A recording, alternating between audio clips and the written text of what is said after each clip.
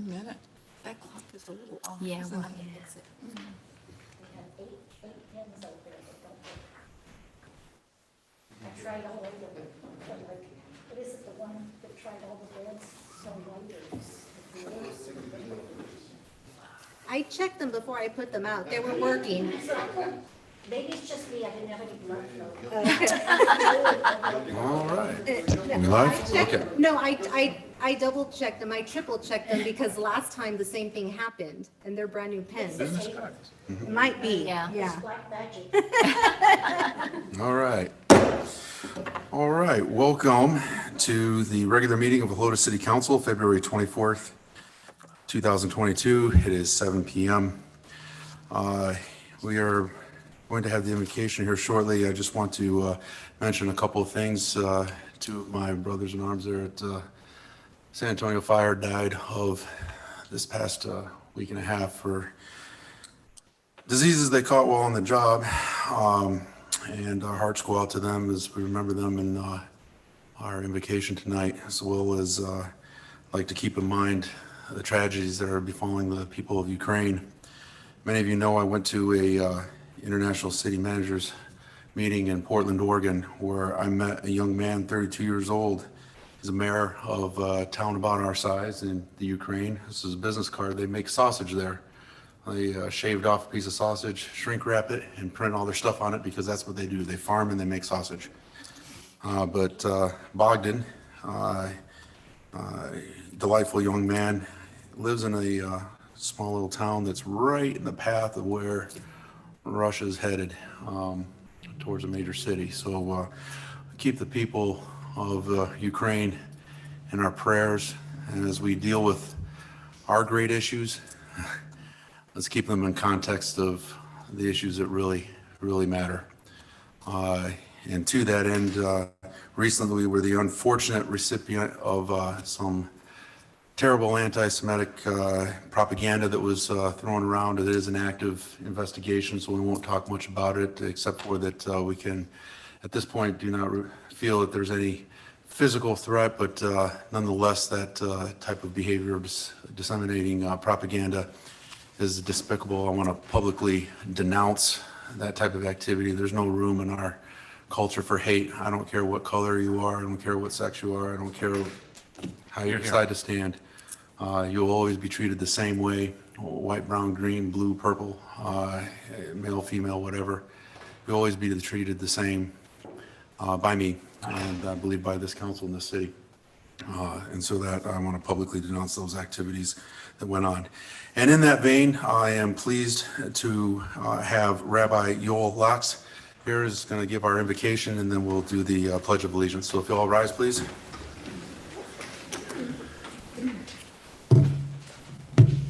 Ribono shel olam, Master of the universe, v'pros aleinu sukat rachamim v'chayim v'shalom.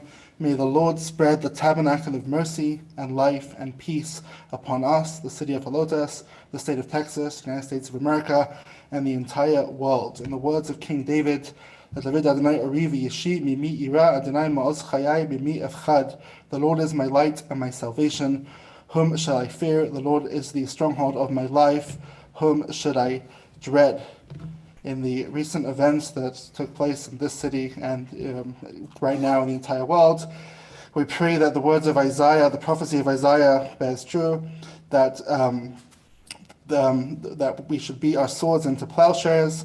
Lo yisagoy al goy cherev, lo yimadu od milchama. That nation shall not lift sword against nation, and we shall not learn the art of war.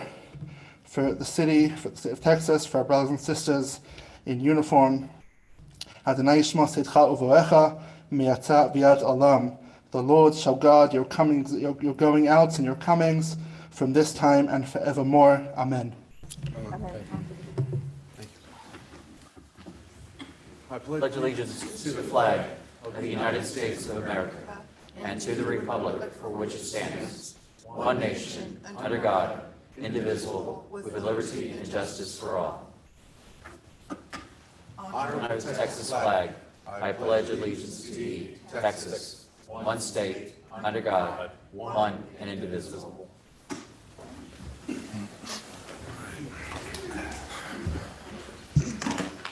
Well, welcome. It's good to see a good crowd tonight. We have a good meeting in front of us right now. We are going to do our citizens to be heard. You'll have 3 minutes to speak. We have somebody that keeps time. Please don't be offended when they call time because we have a number of people, and when it's time, it's time. Also, to conserve some time and effort in case you have lengthy comments, if you want to just not duplicate comments that have already been made, that might help save a little bit of time and also make sure that all your comments get heard. I would like to start off with Mr. Robert Ludecki. Did I pronounce that correctly? Robert, if you want to come up. State your name and address, please, at the podium, and then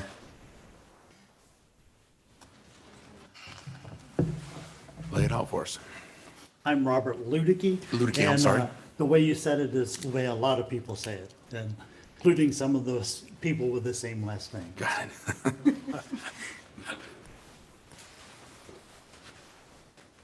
Go ahead. Time. So I wanted to start by thanking all of y'all for doing the business of the city. I really enjoy living here in Helotes, been here about 15 years, and I appreciate all your hard work. As I was telling one of the council members several years ago, one of my friends said that I should run for mayor, and I said, there is no way. The mayor does way too much important things in the city. I don't want the job, so thank y'all for doing it. One thing that I wanted to say is I'm not opposed to business development, but I am opposed to a gas station that is at this very entrance to Scenic Loop. I've been here 15 years. We drive down that road to look at the deer. I don't think it's a place that you want a bright lit up thing all night long. I think it's just an inappropriate place for it. The other gas stations that are in here in Helotes, they're in a business area. They're not in a more rural type setting. And I think it's not an appropriate use of the place. One thing that I was here during some of the time when Walmart was trying to build right across the street from that. Mm-hmm. And I don't know if this is accurate or not, but somebody told me that the appropriate paperwork had been filed with the federal government to say that there were caves on that property that had endangered species, and that if that is the case, and I don't see why this would have drung on for 10 years before Walmart gave up, if that is the case, then I would encourage that be done here. And I know y'all only have limited abilities to do different things, but if the feds get involved, I don't see why they would say that a large stockpile of gasoline right across the road from this area where there are endangered species would be okay. I know there's thousands and thousands of gallons of gasoline that are stored there. There's all of the refilling of the tanks, during which time you can get spillage. I just think it's not appropriate. So maybe if you don't drive by that area, maybe you don't really mind there being this eyesore there. But I live in Los Reyes Canyons, and so I'm going to drive by it usually several times a day. That's time. Oh, I'm sorry, that was your timer. I apologize. Okay. And just for the record, your address, please? Your It's address. 15951 Reyes Ridge. That's right. Okay, got it. Thank you very much, sir. Appreciate Thank you. it. All right. I'm glad it was just the timer and not that I did something. Yeah, I had to think twice myself. I have a number of alarms go off in my career. Next, we have Mr. Dennis Holloway. Awesome. Holloway, I'm sorry. Hey, good evening, Mayor, City Council. My name is Captain Dennis Holloway. I live at 17319 Antlers Cove. I'm also wanting to address the QT. I prepared a quick little speech So I realize the mayor and the city council may not have all the powers to prevent this gas station from being placed across from historic Old Town Helotes and the entrance to historic Great Forest. Preventing this should have been done a long time ago. I think this represents poor city planning and a lack of clear vision for our little piece of hill country heaven. I think most Helotes residents would agree that they are not anti-development, but would prefer the right development. Smart development that complements the city, its small town charm, small businesses, and its historic nature. Helotes shouldn't be a pass-by town on the way to Bandera. We should strive to be a popular weekend destination that celebrates the Texas Hill Country like Bernie, downtown New Braunfels, and Fredericksburg rather than the next Leon Valley. Thank you very much. Thank you very much. Next, we have Alexandra Fontaines. Hello, my name is Alexandra Fontaines. I live on 17396 Low Road, off of Scenic Loop. I've been a resident of Scenic Loop my entire life. That's all I've grown to know. I've been here 24 years of my life. I feel like the gas station would bring a lot of wildlife death personally. That intersection causes enough traffic jam. People don't know how to properly turn, so the intersection, of course, would need to be renovated, so that it even costs more to the city for you guys. The gas station would bring lots of trash, noise, and light pollution, of course, which would affect wildlife. Also, the gas station is in the intersection of Scenic Loop and Bandera, which is a flood zone, and it floods very often. And it wouldn't be a very smart idea to have oil right there next to that flood zone, especially if it floods like every so often, like every 2-3 years so often, since I've been down that road. I get flooded in all the time too. I'd have to call into work, have to do so-and-so for whatever reason. I feel like it just wouldn't be the proper renovation right there. Of course, if the city would be responsible for putting that QT there, would they be responsible for the trash that's polluted into the creek behind that area right there, as well as the pollution on the streets that you see with bringing any gas station, as well as the people and the traffic that is the traffic area right there. And then I also saw on that resignation for the QT sign, it's going to be a 13-foot sign, and I know the city restriction here is 8 feet, which would be an eyesore personally, as well as the historical marker that's maybe less than 100 feet from that area itself. We already had that residential development land of that new business area, which is very much an eyesore. The light pollution already itself, you can already see a lot of wildlife death in that intersection, especially since it's gated off, especially since it's that entrance to that creek right there as well too. But yeah, I feel like it'd be a really bad plan for that QT right there. Thank you for your time. Thank you.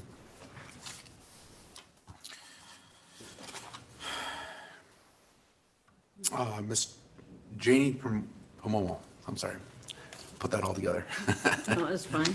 Good evening. My name is Janine Pomomo. I live at 9705 Tower View in the ETJ. I am speaking once again to oppose the building of a Quick Trip on that particular corner. That is a corner that is historic. It leads to an historic scenic loop, Bernie Stage Road corridor, and a Quick Trip absolutely does not belong there. We're not opposed to Quick Trip, but we are opposed to it being built on that corner. I'm sure you're aware that there have been several generated news stories, both on TV and in the newspaper in the last couple of weeks, of individuals who are opposed to that Quick Trip. In addition, there is a petition circulating that has almost 300 signatures that are in opposition to the Quick Trip on that corner. The message is very clear. Please do not allow a Quick Trip to be built there. The message, we are not opposed to Quick Trip, but once again, not on that corner. The conceptual design plan will have a negative impact on the quality of living for hundreds of individuals. There will be negative consequences for the environment, for traffic, for lighting, for community safety, as well as for protection of people's well systems. An article states that QT can bring in as much as 1,000 additional cars per day. The EPA has stated that many lawsuits have been filed against gas stations in communities across this country by individuals whose soil and groundwater were threatened by leaking gasoline. Pipes leading to underground storage tanks can accidentally rupture. Many Helotes citizens have their own wells. There are beautiful heritage trees on that property that would have to be cut down to build the QT. How does it affect the hundreds of bicyclists that come to our community to ride our scenic loop? There's a quote that says, "Change is inevitable, but the destruction of community character and identity is not." Do we want the unique character of Helotes to shape new development, or do we want new development to shape the character of our community? Thank you. Thank you. Okay, we have a Mr. Wayne Purcell.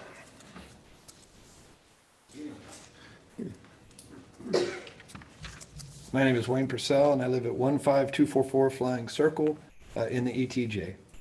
I would like to say thank you to the mayor and the council for allowing me to voice my opinion tonight in support of a QT gas station being built, as I definitely have a vested interest in this proposed project.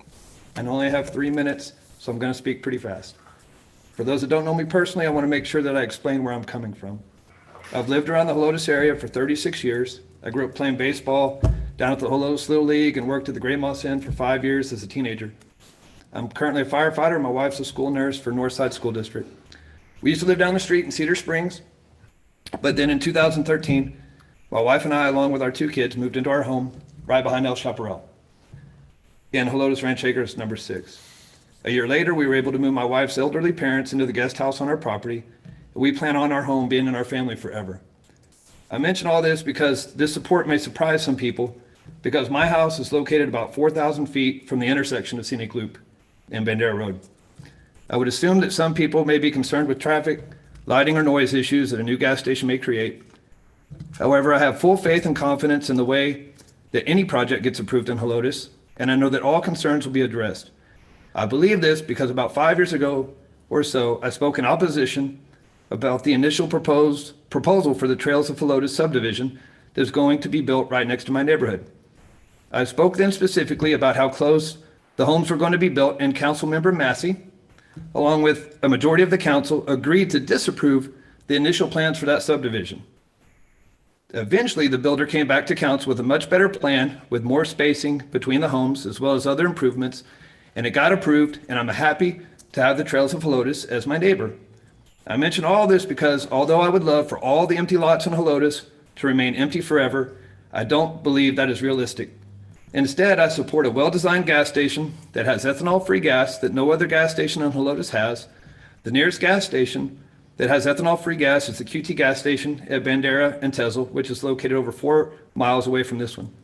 Additionally, I think that this gas station would improve traffic safety by reducing the amount of traffic that would have to come further into Helotes from the north to get to our 3 current gas stations and have to turn back around to get back home.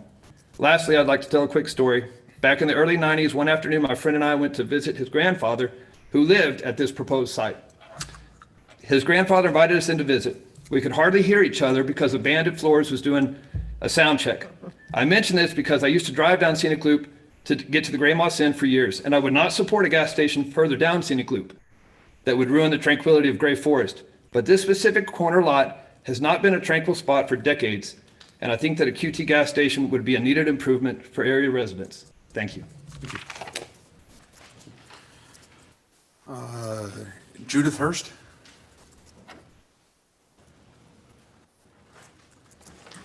Hi. My name is Judith Hurst. I live at 14855 Antonio Drive. I have a question before I wanted to start. Am I correct in assuming that only the owner of the property can ask for variances? Or can a future owner of a property ask for variances? We're not allowed to discuss. This Okay. is your turn to speak. All right. Ladies and gentlemen, have you heard about a theory called the tragedy of the commons? It was first coined in 1883 and illustrated how resources can be depleted by oversaturation of the market. The story goes like this. There is a village composed of 10 families.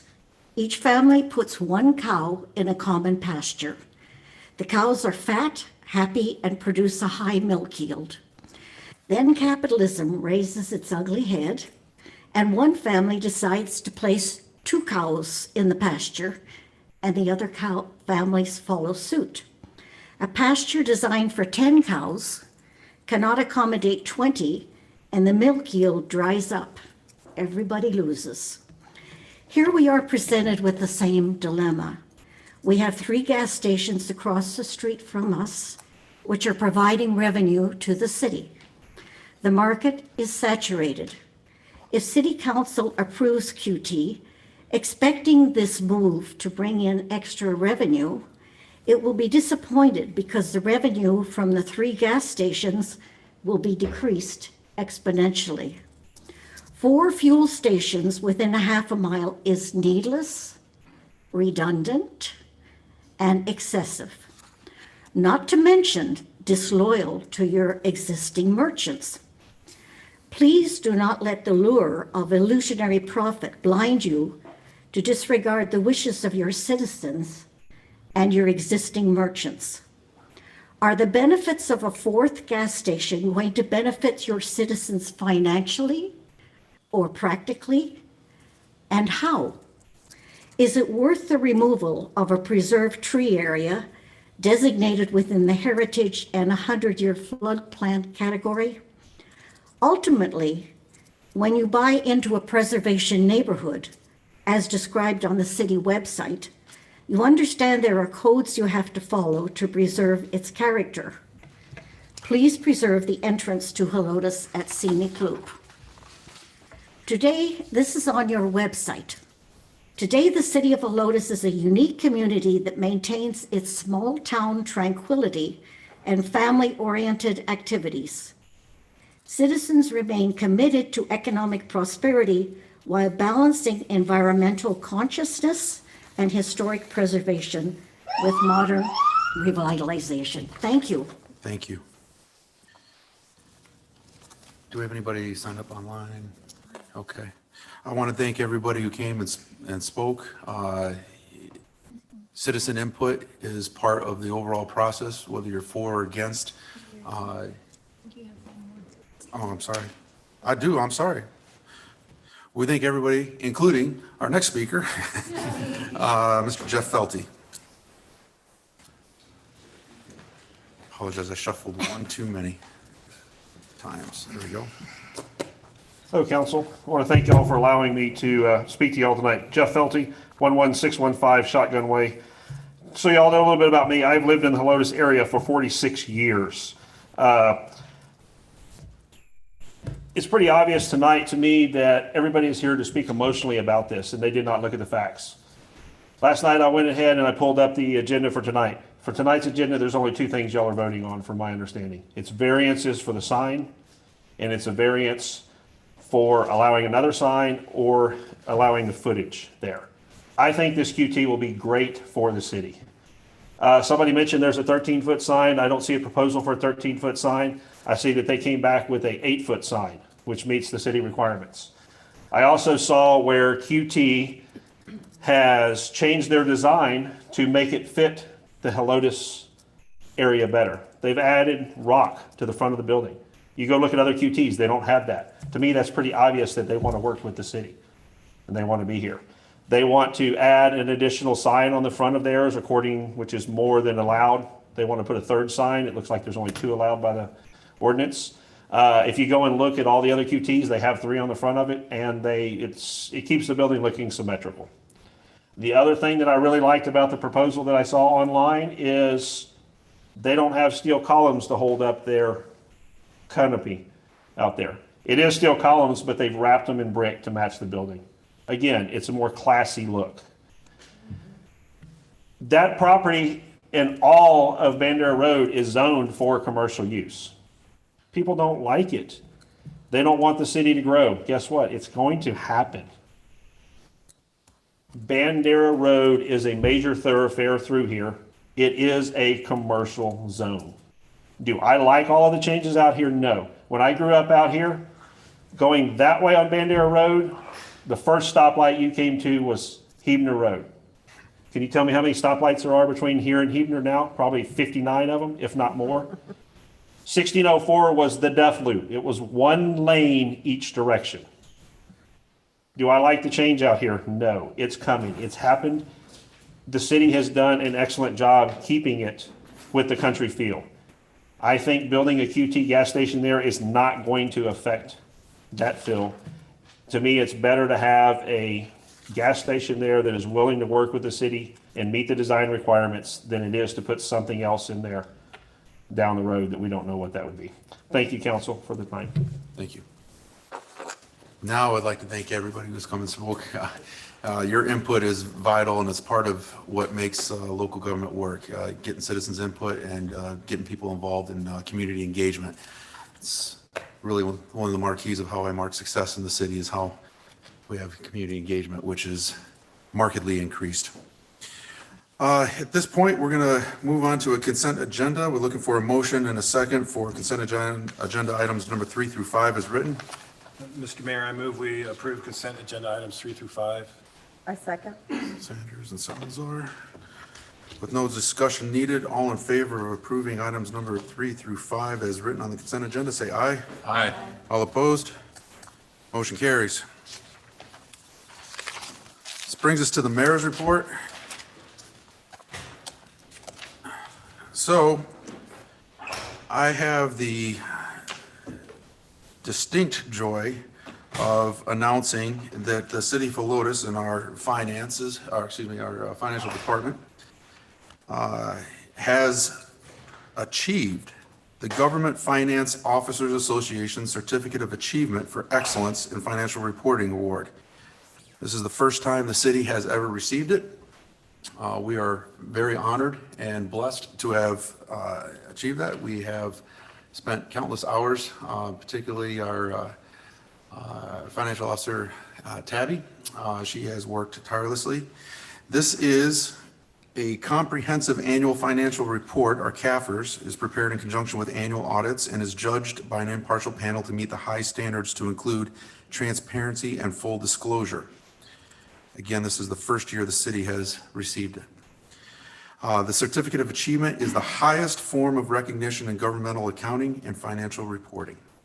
And I couldn't be more pleased of our staff and the level of commitment that council and staff has committed to being transparent, being complete, and the results are apparent in everywhere you look in the city. And I thank my personal thanks to staff for their diligence in achieving what needed to be done to get this award. Moving on, we are going to utilize this mayor's report to help give a preview. Some people don't find out what we're talking about until when we post the agenda, and that's just the way it is. But upcoming in the near future, we are going to be having an Open Meetings Act for all of council, for all of our boards members, to make sure that everybody gets annual training in making sure that our communications are in strict compliance with the law. We are going to be doing an RFP in the near future for towing services. Many of you have been aware that we have put out an RFP for waste. We do this for contracts as it comes up. So what's coming up here is towing services.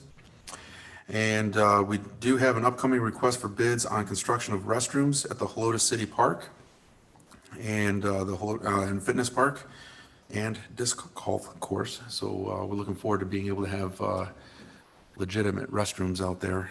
So that process will be underway shortly. And finally, we'd like to recognize Councilmember Craig Sanders for organizing a community street cleanup. My understanding is you filled, how many 42-gallon bags? Was it 7?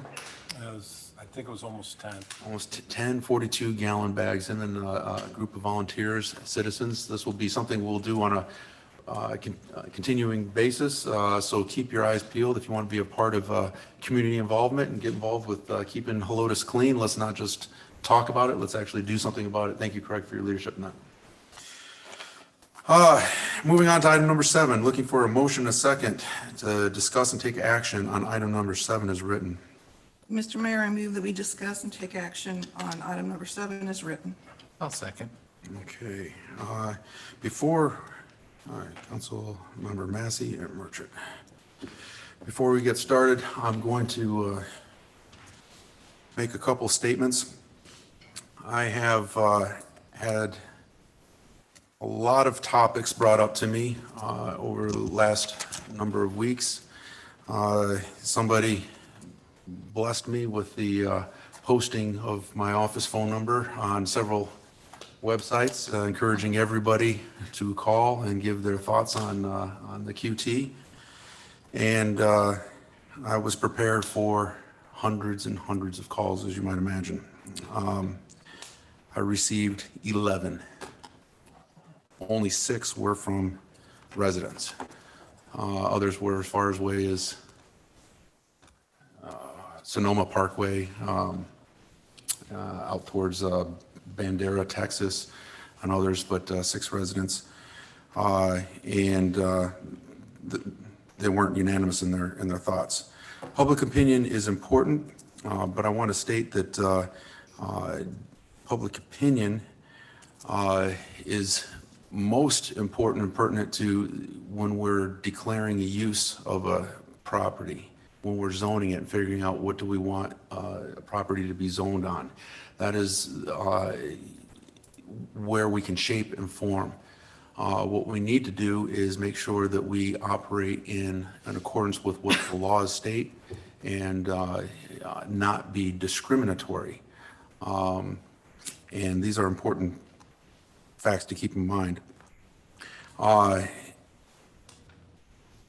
There has been a lot of issues brought up, including traffic, endangered species, trees, a number of things that we're going to have a presentation here to cover, but the city has a lot of ordinances in place, including when we take a look at traffic. We cannot approve any major development without doing a traffic impact analysis.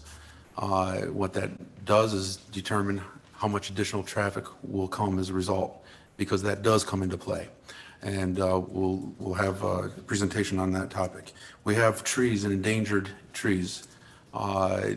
We have ordinances that deal with how that gets handled, and we will discuss that in accordance with a plan that has to be submitted to make sure that everything is taken into account for.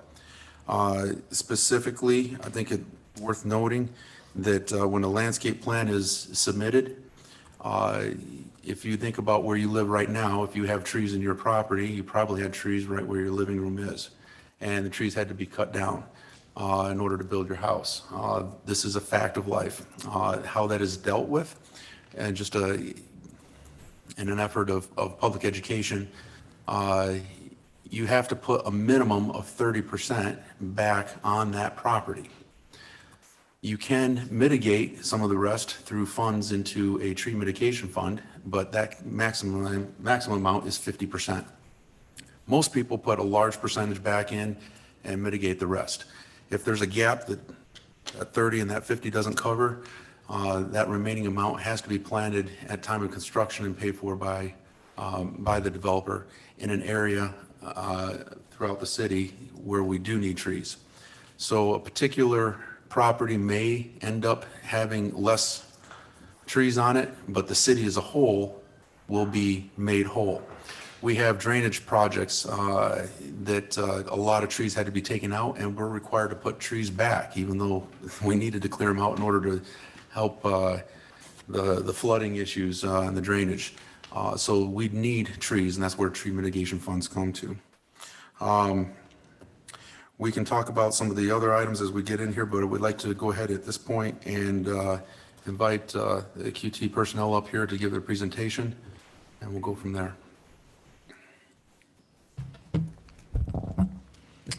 Thank you, Mayor and Council, staff and guests. I appreciate the time. I do want to go over a presentation here because I do want to show you, and actually I apologize. My name is David Wanders with Quick Trip, 742 Northwest 410, Loop 410 in San Antonio. In the previous meeting, we didn't have the time to go through this, so I would like to give a little bit of background on Quick Trip.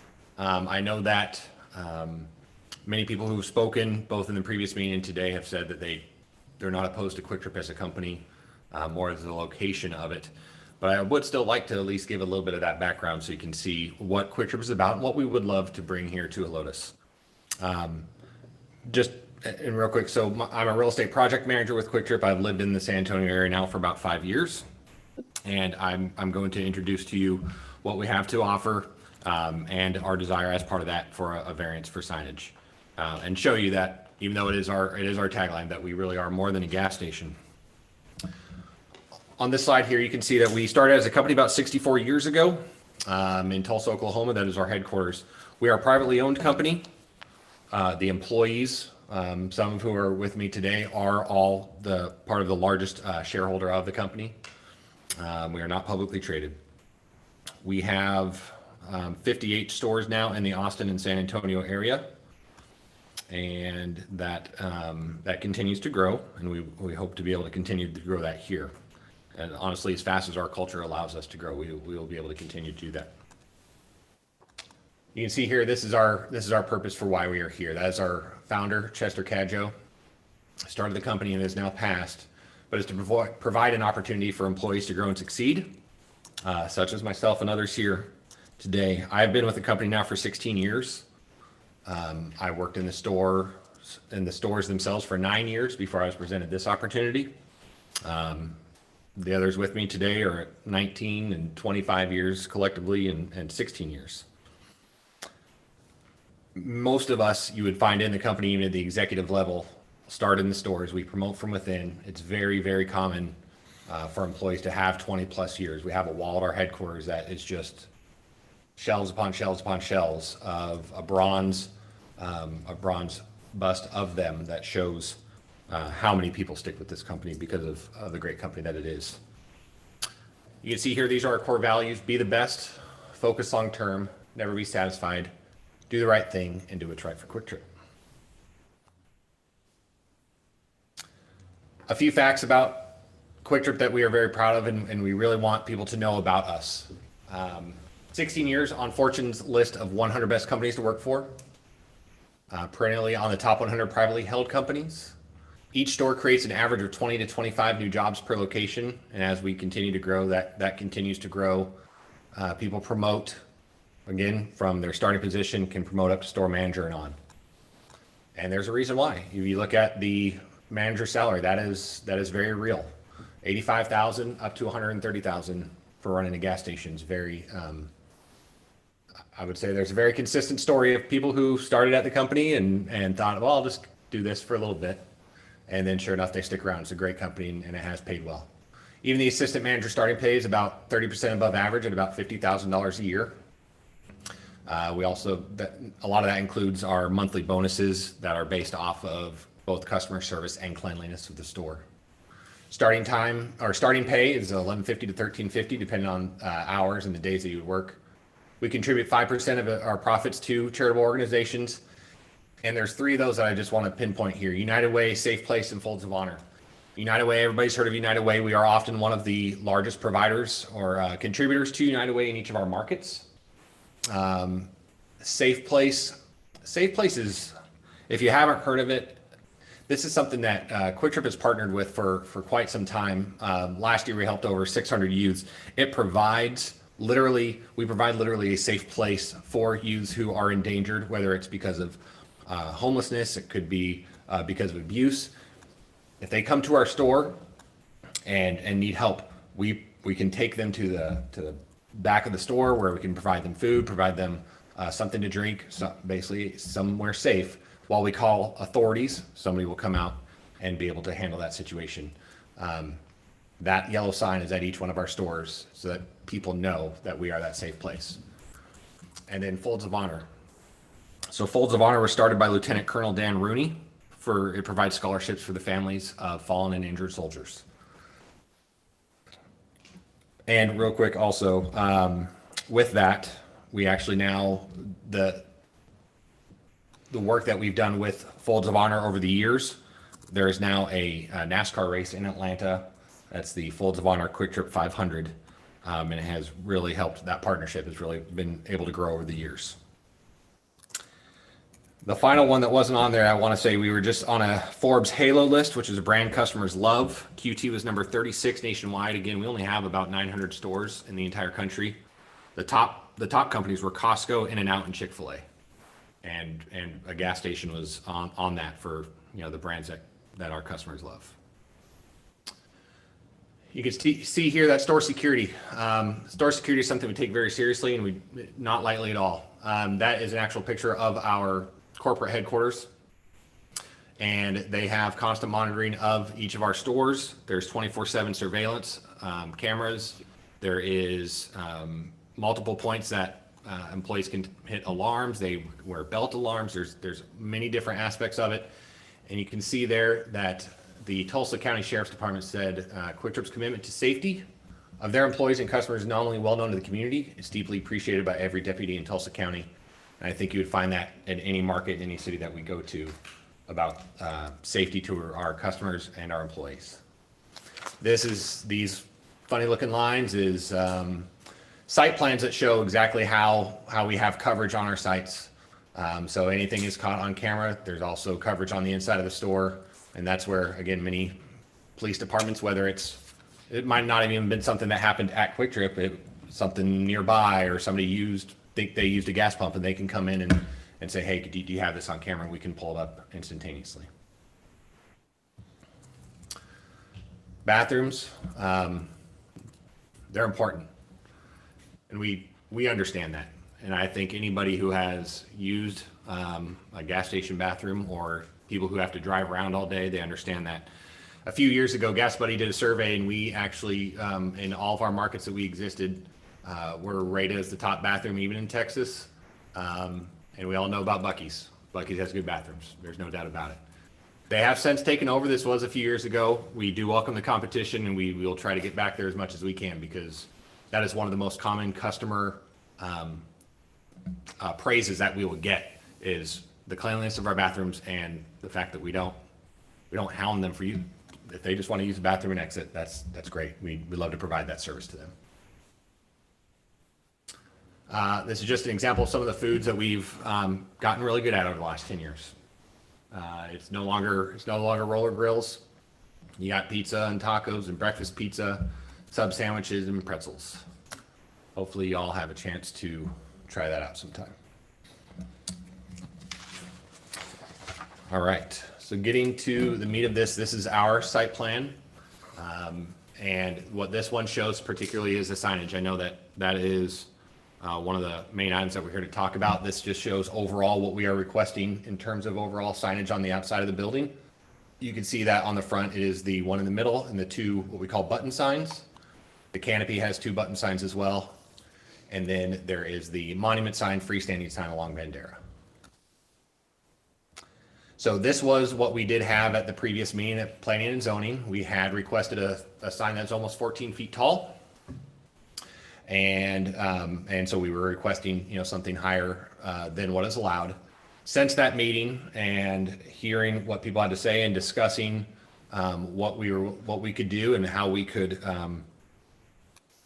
again present something that we think would work in this area and really work with the city to do that, we have come back with this monument sign. So this obviously is no longer 13, 14 feet tall. It is within the allowable height of 8 feet. It's within the allowable square footage. And also it still has the Sonoma stack stone. And just as before, we are not proposing an additional monument sign along Scenic Loop.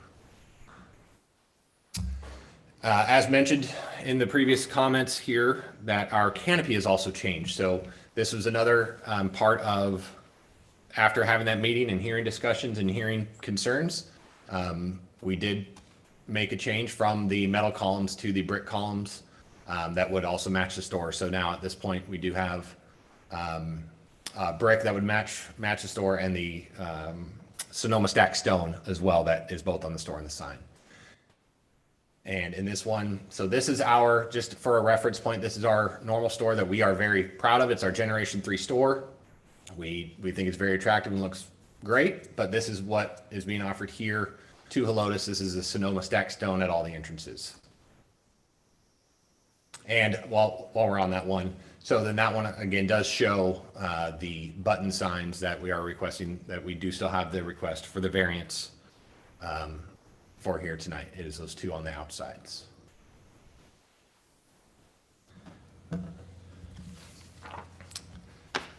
That is my presentation for the items that we're here to talk about, but I know there are many more questions, and I'm happy to go over those with you guys today.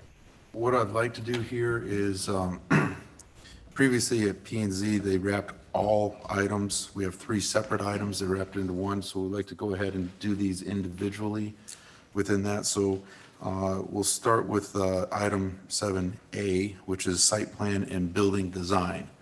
Let's start with Councilmember Massey. If you have questions relating to item A. Are we going to have a chance to talk about anything else other than just- Yeah, but I mean, You want us to? well, like, for example, I'd like to address some of the issues that the citizens have brought up before I ask questions. I do have some questions. Sure, But sure. I'd like to ask my. let's do this as a general Yes. questions, and then we'll Well, get it all time. I would like to do that, if you don't mind. Yeah, absolutely. You can still stand there. I am going to ask questions later in my little talk here. So the land in question has been zoned B2, which is the Neighborhood Service District since the city's incorporation in 1982. That's 40 years. Scenic Loop was zoned B2 up to Marnock Road because at that time of incorporation, there were 2 businesses already there, the auto repair shop and the Helotes Echo, which was located in the Marnock homestead. The Helotes Echo is long gone from the area, but the auto repair shop continues to operate.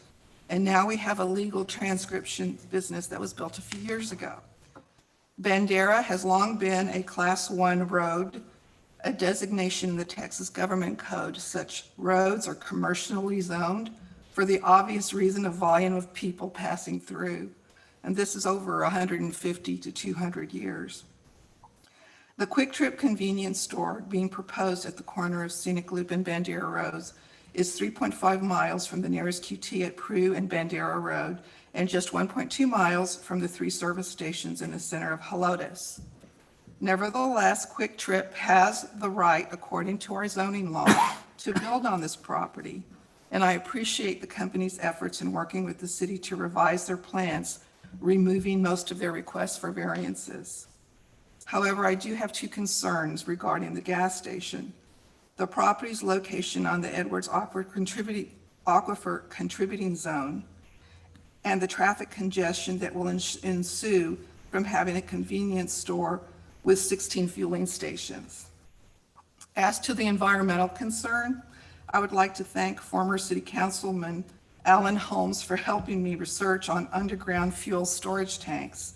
Mr. Holmes was a state certified and licensed underground storage tank and pipe installer for 12 years and managed many such projects in Texas. According to the Texas Administrative Code, Title 30, Part 1, Chapter 334, a double-wall tank and piping system shall be installed for any underground storage tank system situated on the Edwards Aquifer contributing zone. Double-wall tanks and piping systems are basically a tank inside of a tank or a pipe inside of a pipe. The void space between the inner and outer walls of the tank or pipe is called the interstitial space. If there is any, it is there to contain any spillage from the primary tank or pipe. This space contains sensors within it that alarm in the event of contact with gasoline or diesel. If the system goes into alarm, it shuts down all pumps so as to release any pressure on the system. Short of a catastrophic event, a properly constructed double-wall fuel delivery system should never leak fuel into the ground. Additionally, the tanks today are made of fiberglass. They do not rust, which is what caused leaks in the old steel barrel tanks of yesteryear. They are not as damage resistant as steel tanks, but double-wall tanks are much stronger than single-wall tanks. In fact, bare steel tanks are now outlawed in the United States by the EPA. I am assuming that this is the type of system that QT will be using in their tanks. And I would like an answer of this from a QT representative. I'm going to ask two other questions, so you want to just keep that in mind. There is also the issue of oil and gas runoff from cars gassing up that I would like for you to address. What is the mitigation effort, especially in a big rain, for example? And as for the traffic congestion, there is a traffic light already there at the corner, and that should mitigate many of the traffic issues. And as the mayor has already mentioned, there would be a traffic survey that you would be doing, but I was just wondering, you've probably already done the analysis of how many people you think will be stopping at that corner and at what times of the day with 16 gas pumps. I will reserve my thoughts on the variance requests until after the questions are answered and my fellow councilmen have made their input. All right, thank you. Yes. So for the first one, we do have double wall tanks. In addition to having double wall tanks, we have what's called, and I did have to, I'm not an environmental expert, I admit. I did have to talk to our environmental department about what it is. We have what's called a Warren-Rogers system. And the Warren-Rogers system is a full monitoring of the entire aspect of fueling.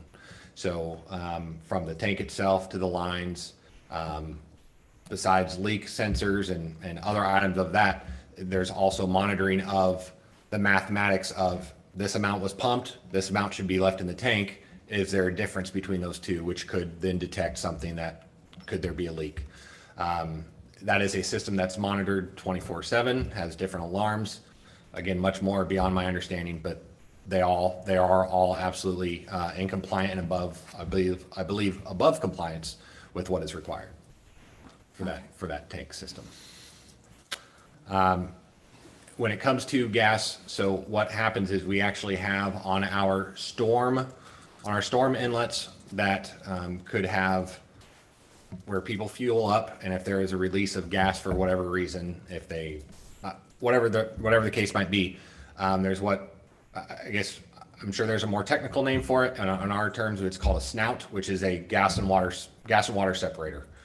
So as before it would be released further on, it would be separated out for the gas. And then if there were something like that, an environmental team would be able to come out and clean that out.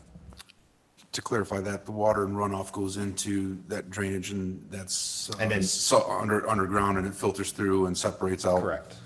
pollutants from the waters. Correct. And then in this case, we have underground detention. So before it exits further out, it's still in an underground detention area. Regarding traffic, yes, we have completed a traffic impact analysis at TIA that was submitted to both TxDOT and the city, and those have both been reviewed and approved as well.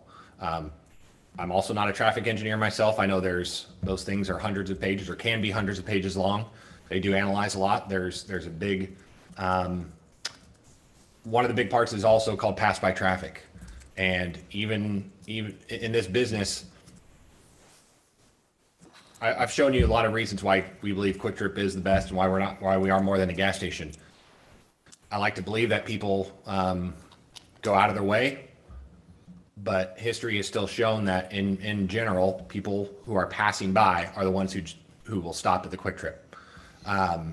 So there is still plenty of debate about whether or not traffic is created by having a gas station there, or is it just now that instead of passing by, they pull off and come back. And all that is part of the traffic impact analysis. They review all the information, decide what type of mitigation should be done. And that could be varying depending on the situation of that intersection, what exists there today.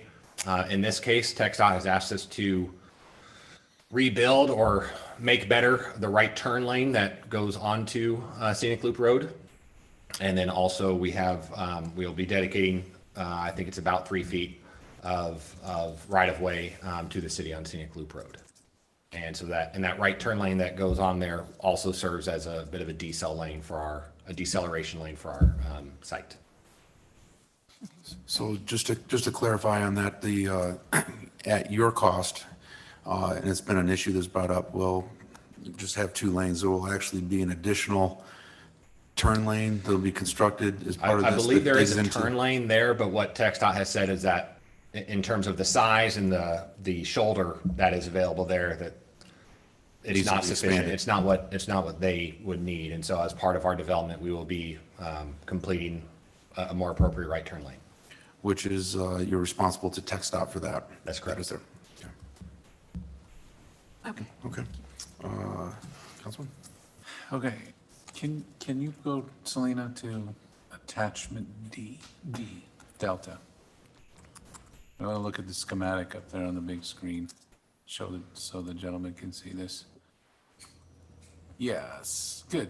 So on the canopy, you're asking, and this is, so I didn't, and I went to the P and Z meeting. To be clear, I went to the P and Z meeting. I heard I've heard every comment and looked at all the social media comments from all the citizens.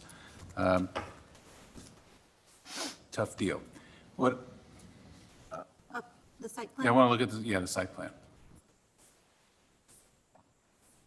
Okay, so I count 5 button signs here.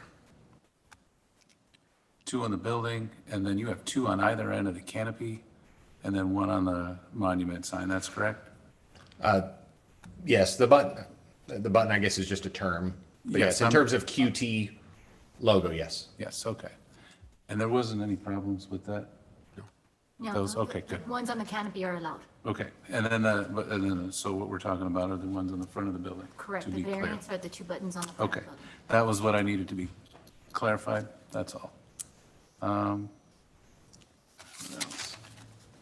Any chance,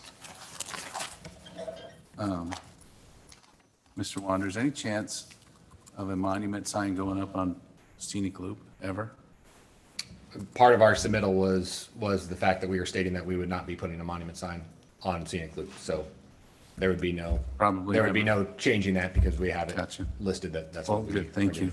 doing. And so, you stole my thunder, yeah, so I have nothing to ask, thank you. Okay. That was it. We continue this way. Councilman? So I appreciate everybody's input, everybody's passion for how you want to develop the city, and especially with QT coming back, with the changes that obviously I think you inferred the citizens, and as you said in the P and Z meeting, your future neighbors, how they want to, or you have to be a neighbor first before you can be a good neighbor, something along those lines. So I'm just gonna get straight to business here. The memo, and correct me if I'm wrong, the memo says that their signs now comply with our Uniform Development Code, and that they're only, as we, I think, previously asked, that they're asking for 2 variances instead of the list that they presented before, correct? Correct. That's all we're gonna vote on, is the 2 variances, not the site plan and all that? Well, no, that will be in item 6. That's, okay, on this one particular A, B, and C? Yeah, that's, so. Okay, so, in terms of the signage, really the only thing I had is this agreement that, we have, or that they're proposing in terms of they will not put, a monument sign on Scenic Loop. Is that an enforceable document in perpetuity, or is this something that needs to go into a deed restriction? And can we even do that? Well, right now, And so so, let me lay out the legal aspect on that. They have the right to put a monument sign on Scenic Loop. They are submitting without one as an attempt to soften the look, and as a consideration, they're not building one. Businesses, whenever they submit, and we've had businesses all up and down Bandera Road that have submitted on their own accord, submitted changes that they offered up, if you will, to hopefully make their business a little bit more palatable, if you will. For example, Kentucky Fried Chicken and the way that they did their exterior here versus some of their other places, for example. So when they submitted, they have the complete right that if we don't approve this, well, they can come back with other signs, which could include that one. But this plan does not include that, so that is, though they have the right, they are submitting without it. Any conceptual plans or signage has to come back for approval. Okay.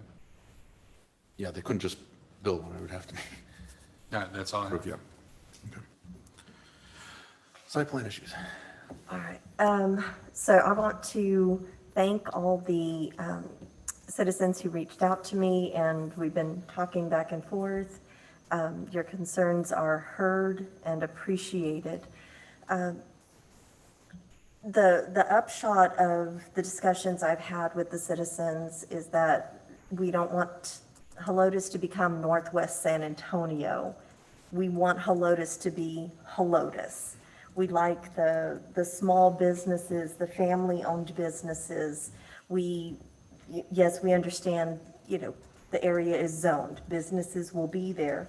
But those are the kind of businesses that we would like to attract, is more the family businesses that shut down at the end of the night and the lighting goes down and we have our nice, I love the words that he used, our hill country heaven.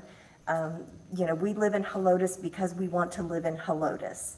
If we wanted to live somewhere where the lights are on all night and all of this, San Antonio's right there. We would live in San Antonio. We've all made the conscious choice to live here.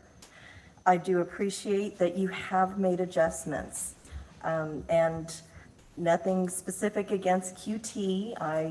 If I need gas, I will go to a QT station just as likely as I would go to any of the other gas stations around here. So it's nothing specific against QT. I do recognize that you are trying to be amenable to us, and I appreciate that. Thank you. But I just wanted to make the point known that this is what I'm hearing from the citizens, and I think it needs to be said out loud, and it needs to be recognized that we need to speak for the people, and this is what I'm hearing. Okay. So that's what I had to say. Thank you. Thank you. Great. So, Mr. Wanders, thanks for the presentation, and I really do appreciate everybody coming out and speaking their mind. I've been on that other side, standing up at the podium, expressing my community's thoughts at the time, and I honestly, I hear what you're saying.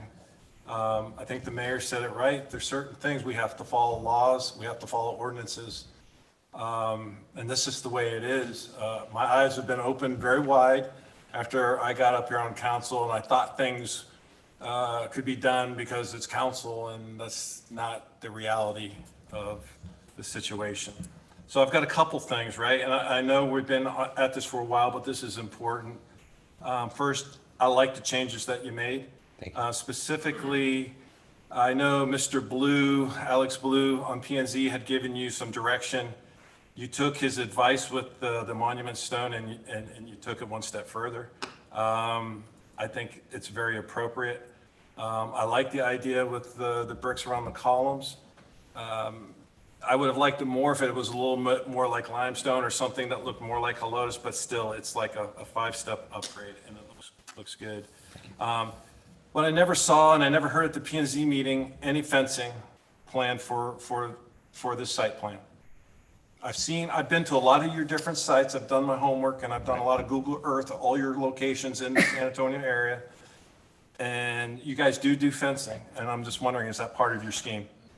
I can't recall exactly, but I would imagine so. Like you said, most of our sites, when there is empty space behind us, like this one would be, where there is an opening, we would typically have a fence. It's usually a 4-foot wooden fence. Okay. That'd be around that. Now on this side, on the right side of the shared drive, but then on the back side, yeah, I don't see it on there, but I don't see why we That would be something I would ask you guys to seriously take into consideration. And I know the fences that I have seen were more like the wrought iron fences. If you guys references, go down to Old Town and the walking pedestrian bridge, there's metal fencing on both sides.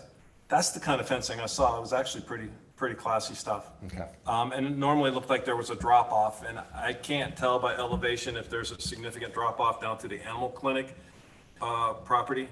But that would be something I think that you guys could integrate. It might look good.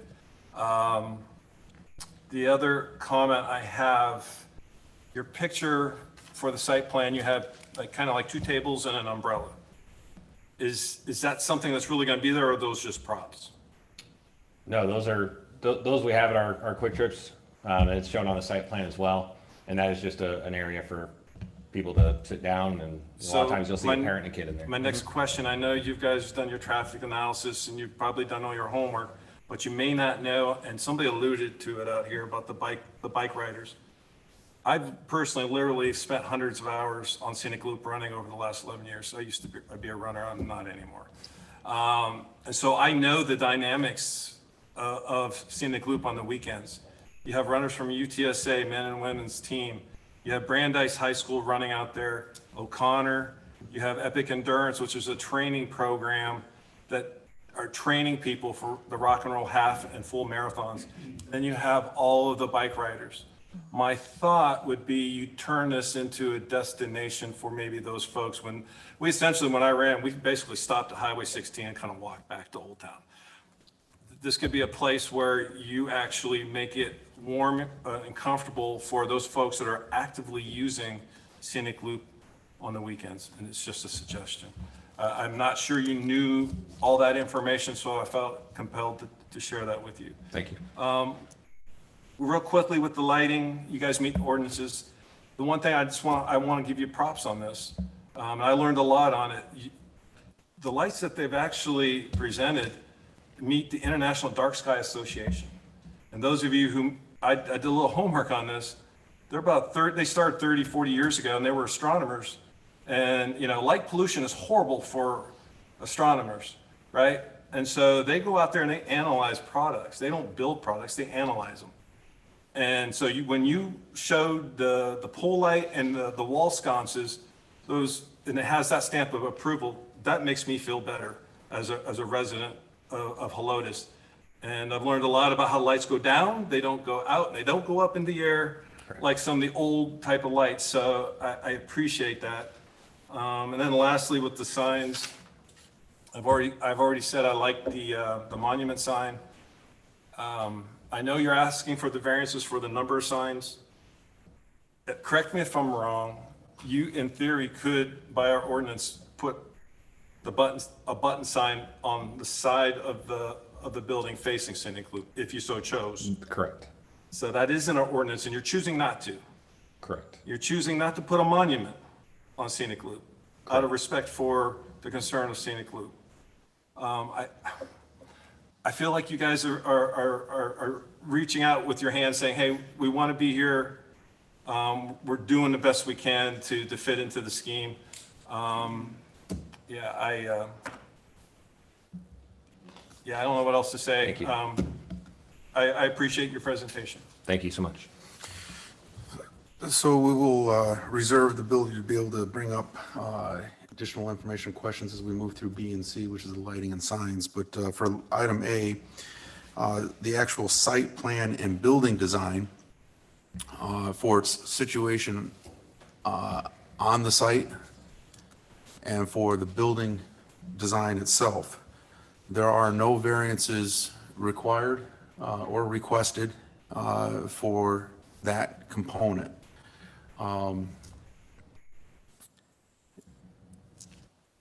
So really, there's really not too much further discussion to have on item A. I know somebody has a follow-up comment.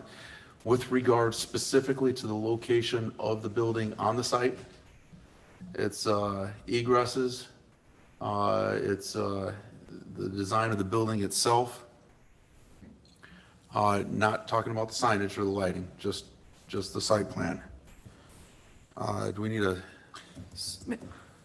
Go ahead. Should I make a motion? I was just going to say, just to make a motion on on A. Mr. Mayor, I move that we approve the site plan and building design of this new Quick Trip, item A. Okay. And I'll second. Yes, Merchant Head. Second. So, all right, we have a motion, a second, to approve the site plan and building design, item 7A. All in favor, say aye. Aye. All opposed? Nay. We have 4-1, motion carries. Next, we have the item B, which is exterior lighting. The lighting that was submitted is in compliance with our code. It is downward facing, and it actually meets or exceeds the, I always lose the name of that organization. International Dark Sky Association. International Dark Sky Association. There are no variances requested for the lighting. Staff, do you have any comment on the lighting? No. Okay, we'll start with Councilwoman. Do you have any Oh, comments on no, lighting? no, I like the lighting. I like the lighting as well, thank you. Nothing to add. I just have a question. The lighting will be going 24 hours a day, 7 days a week. Yes? That's correct. Okay. I've already said my part, sorry. All right. With no further discussion on item B, would you, Councilwoman Massey, would you like to make a motion there? I move that we approve the exterior lighting for this agenda item B. Okay. I'll second. Okay. All in favor of approving the exterior lighting is listed in item 7B is written. All in favor, say aye. Aye. All opposed? Nay. 4-1. Motion carries. Brings us to item 7C, which is the signage. 2 variances on the wall sign part. Variances are the area in which council has the most legal standing to be able to make comment on and determine yay or nay. In this particular, I sat at the P&Z meeting as well. I saw the discussion, and a property, just so people know what signage is allowed by this particular type of project on that property, is a monument sign on both Highway 16 and Scenic Loop. 2 signs for a combined total of 93.7 square feet on the front, and 1 sign of 20 square feet on the side facing Scenic Loop. What they are submitting here is, instead of having their sign of 20 square feet on Scenic Loop, moving that to the front side. So that does require a variance of having 3 signs instead of 2, but it is being only because they are taking a sign off of the Scenic Loop in an attempt to not have signage facing Scenic Loop. And because they move that, it moves their signage from 80.2 square feet, which does not require a variance, to 100.2, which is a variance request in total of 6.8 square feet. 6.8 square feet. They're allowed up to a maximum of 100. It'd be 100.2. And so that's the amount of the variance that is being requested. 1 as a favor to the city, and it was resulting it pushing them over the edge just by 0.2 square feet. So comments on signage and the variances. We'll go ahead and start with you. Yeah, I agree that it's symmetrical. He wants, the variance request is for the 2 button signs on either side of the building in the front, and that goes to 100, a little over 100 point, whatever. And I'm not sure, other than making the Quick Trip sign at the top smaller to fit 7, it's basically 7 square feet that we're working with. I don't have any issues with this. I'm willing to give the variance on what they're requesting, especially considering them giving up the monument sign on Scenic Loop, and I just want to thank you for that. Seeing as though you brought up that topic about making the Quick Trip sign just a little bit smaller, I asked that question, did a little research on that. There's multiple manufacturers. It's not just a sign. Behind it is a metal, made by a manufacturer, kind of a metal box that holds all the innards of the sign, electronics, etc. And then you have a separate manufacturer that makes the red sign and the Quick Trip letters on top of that as well. So it's all together. So making it a little bit smaller would be like saying, hey, Chevy, can you give me a Suburban, but make it about 2 inches smaller? it's not really possible. I even talked about what's the possibility of covering up a couple inches of the sign with like an elastic mark, which would easily wipe out if you're talking about basically 1 inch across the bottom is about what that would be with like black tape, but it would still be technically considered a sign. But that's what you're looking at is about 1 inch across the bottom. But that's why they couldn't make that a little bit. Yeah, I figured that. Councilman? I think in all the concessions that Mr. Wanders has explained about this project, I am willing to grant this variance as well. Thank you. So I really appreciate, the effort from, the community voicing your concerns. And I think more importantly, voicing the timing of when any of this should have been avoided. QT has made significant changes from what I saw at the P&Z, whittled down the variances they're asking us to concede and thrown in some of this Sonoma brick. From the moment that citizens reached out and asked them to go on or send this over to city email, I was sincerely looking to represent all parties, but within what is prescribed to us by law, I don't see how I can't vote or how I'm prohibited from voting for this when, they've made so many improvements to and addressed a lot of the concerns that were brought to our P&Z, and then obviously what's happened over the last few weeks. I appreciate everybody and their effort and their passion for this, but looking at what this company has presented to us tonight, and as a businessman, I understand from design, you guys probably had to spend a lot of money. I'm not advocating for you on this, but I can empathize with it, and I can also empathize with those who want to protect the environment. I'm from a town where there's still 1,500 people in it in upstate New York, so I can appreciate the country. But I have to vote. I can't vote emotionally. This is a significant improvement. Thank you for that. I would support the variances. Thank you. Okay. The two signs that are covered with this variance that you're asking for a variance on, I don't see that it would impact your business at all to have those signs not need a variance, for them to be smaller or whatever needs to happen so that they fit within the rules that we already have set up. I do appreciate that. I don't know if I could tell you if we'd sell less hot dogs if we didn't have those signs.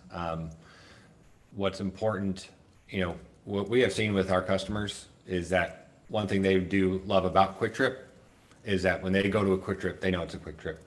That most of it is the same. The big sign that says Quick Trip is not gonna. No, most of that, it's the same store. They walk in, they can find stuff at the same place. And so as a company, we do like to have those things similar. In even when I showed the original store elevation, what our normal store is, and that we have changed this one to a custom store with the brick and the stone. There's many things that we have changed from the beginning, and so from our earliest discussions with staff, we felt that it was reasonable to say, hey, we'd like to do these things. There is some things we would like. We would like to still have our standards sign on the front of the building. Originally we did ask for that much taller sign in the P&Z meeting. I didn't have them in here, but I did show, other signs that we have in similar areas along Bandera even, where it's 35 feet tall. And we came in with 14 and now we've changed to 8. Overall, we would like to stick to as original as we had, but we also understand with the Helotes character and what's been requested in discussions with staff, that we felt like this was a good meeting of what Quick Trip would like to have and what would be good for the community as well. Councilman? So I'm trying to recollect on other signage issues we voted on. It's something that's come up a couple times since I've been on council was branding. And I guess I'll throw it back at you, Mr. Wonders. With those button signs on the side, would you categorize that as the Quick Trip brand, the branding of your facilities? I think that's what you were saying. And I know we've made those kind of concessions. I think a Methodist DR is a great example. No, absolutely. Absolutely. When a Quick Trip looks like a Quick Trip and in this case, there are some custom aspects of it, but we didn't feel that the request for those 2 buttons was extraordinary. And I'm going to do something really out of order, and I'm sorry, but I forgot to bring it up earlier. Landscaping. I know that we're waiting for that report, but I know what your facilities look like across San Antonio. Do we have your commitment to put as much greenery, shrubs, ornamental trees at this site like you've done across San Antonio? Yes, and that's what I've been, I've had plans into the city arborist. And we've even been able to, from what we originally had, to be able to add trees in different areas of the site. And then also made sure that we were following the appropriate code when it came to what was discussed, the payments that's made into the tree fund, but also the planting of off-site trees as well. Okay, I Yes, just wanted you to absolutely. Okay, I'm good. So a couple final comments, starting with the landscape because we're on there. Landscape plan has to be submitted. The preliminary was submitted. A preliminary has been submitted. It's just preliminary, but it will definitely meet our code and be in compliance. It's important to note that even if this passes, if any portion of variance, or excuse me, not variance, but ordinance or TCU, for example, if their final landscape plan comes in and it doesn't meet our specific minimum standards of the 30% and whatnot, that would be basis to be able to terminate the entire project.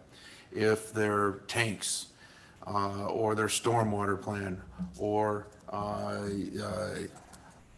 any of a number of other items that get reviewed in the final plan or in the federal review or the state review or the TCEQ or the TxDOT, any of those items, that could stop the project completely from happening at all. This is more on a conceptual plan is all we're talking about here. There's still final submittals that have to be done. So this is not an approval of the project. This is approval to continue on in the process. To think about that. I also want to address a couple of other things that have been brought up. Endangered species. Endangered species was a situation that we ran into on the opposite corner way back in the Walmart days. My understanding, and I was on council right after that boondoggle, and that was an issue at that point. It was not an issue on this corner. It was on the other corner where they lived. And I say that lived in the past tense because my understanding now that a number of years ago, they sent out a team to be able to check on the status of these. It was a beetle, right? It was a particular type of beetle that had subsequently moved on and no longer existed on that. So endangered species was a beetle, no longer is there, so it's no longer an issue on that property. And that was on that property, not on this property. There never was an endangered species issue on this particular property. Again, on the TCEQ and other state and federal organizations that manage stormwater and their tanks, as far as concerns about leakage, in QT's entire history, have they ever had a tank rupture? I don't know. I really don't know. I know that's obviously very important as a company, besides environmentally being responsible. I mean, even liability as a company, there's reasons we have an entire environmental department. I couldn't find any in my research. I just wasn't sure if there was any. I could not either. You can either. So I specifically let's see if we can find any complaints, and I couldn't find any. Landscaping. So in discussion of the approval of the variance, they could take, to your point, to be variance free, they could take that QT button sign on the far left, as we're looking at that picture, take it off and move it around to the side, which would make it a little bit of an eyesore because it would just not look right with just a big sign and one button and no sign here, and then adding a side button to the Scenic Loop side, which is something we're trying to avoid, but they could certainly do that. If we want to do with no variances, they could do that. And then, of course, also come back with another monument. It would not require any approval for variances. So those are kind of the options that are on the table to being considered. When we look, did they do enough? Well, look what they could do without any permission at all. And that's what you would need to really kind of weigh in the balance. Is there any other additional comments? The two variances that are here then, that are included in item C, is approval of having the third sign on the front as opposed to the side, and that the total amount of square footage, I believe, is 100.2 square feet as opposed to the maximum allowable of 100 square feet, which is the roundup allows it from the, I guess, the length of the allowed 93.7 with a maximum of 100 square feet, and that was 100.2 square feet. So Allowable was 92.4, and then the total they're asking is 100.2. Right. So there we go. All right.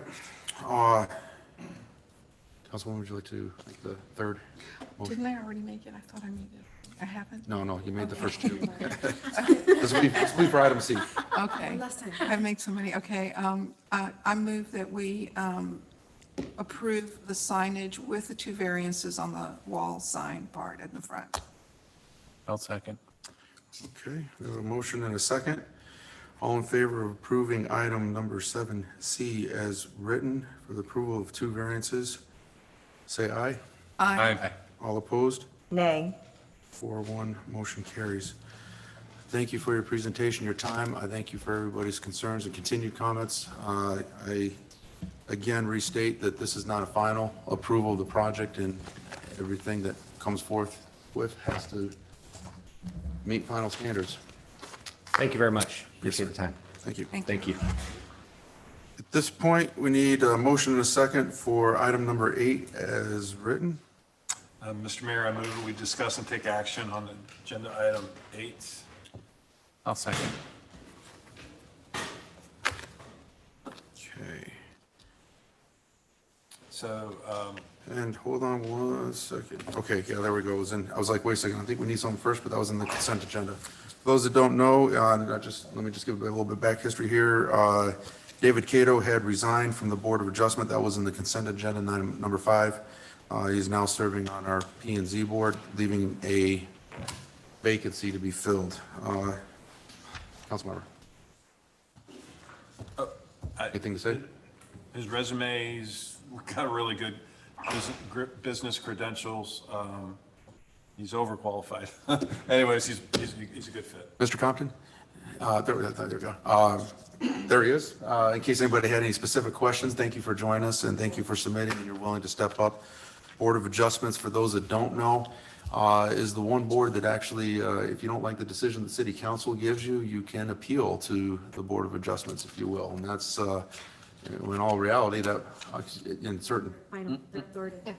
It's not city council appeal, it's staff appeal. The staff appeal and the board, et cetera. There is an appeal process. Excuse me. Got ahead of myself one step. So it's very, very important position, and thank you for stepping up. Let's go to who made the second. Oh, that was me. There we go. Thank you, sir, for stepping up and doing this. You're stepping into a big one here. This is a tough job to deal with people's appeals, so thank you very much. You're very well qualified, and look forward to working with you. Thank you for stepping up. Yes. Again, thank you. This takes, all of us volunteer our time, and I just want to make it clear to everybody, we don't get paid, you don't get paid. This is all community involvement, so appreciate that. Thank you for volunteering. Don't have anything to add. Okay. All in favor of approving Mr. Todd Compton to place 4 on the Board of Adjustment, say aye. Aye. All opposed? Motion carries. Welcome, sir. Thank you. Okay, looking for a motion, a second, to discuss and take action on item number 9 is written. Mr. Mayor, I make a motion to discuss and take action on item number 9 is written. Second. So, okay, we have a motion, a second. This is going to be talking about, our street maintenance. Josh, our Director of Public Works, is going to present us his maintenance plan. All right, well, good evening. Thank you, Council, Mayor, for being here tonight and taking your time. Thank you for all the residents watching and participating today.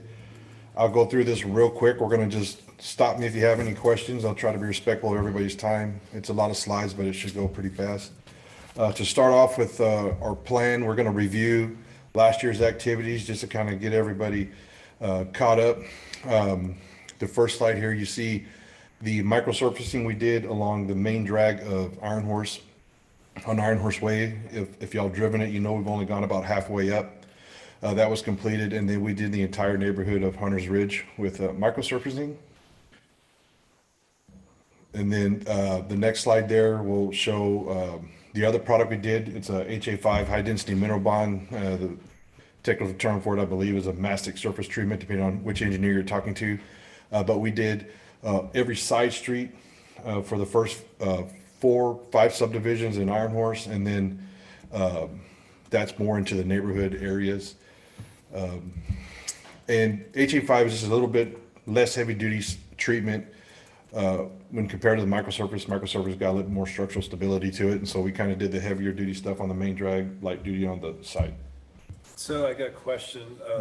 What was the decision to do microsurfacing inside some of the parts of Iron Horse Canyon versus HA5? And the reason I'm asking, because some of those neighborhoods, they're not like everywhere else where you did the HA5, right? It's like you got houses right along the street, like down in the Ridge. Was there just, what was the calculus? I mean, I see the cost per square foot's the same. I just was curious. So some of the issues with microsurfacing you got to be careful with is ADA compliance. So anywhere there's sidewalks and driveways going down in the streets, so you got to make sure that that lip is at a certain area. So we try not to put micro into suburban streets just to prevent affecting that. Not that it really would, but on the first treatment, but maybe if we come back in 5 or 10 years or whatever, and you're maintaining the life of that pavement there, eventually you could cause some issues there. And once you have to take it out and mill it, it's called mill, it gets real expensive. So you just kind of try to plan that so that you never impact that stuff. I don't think we did any micro on any side streets in Iron Horse.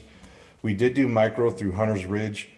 That was mainly due to the heavy crack fill in there. If we would have come back with a traditional micro surface in there, a lot of that crack fill would just bled through, and you would have had a loss of the aesthetic value of the work.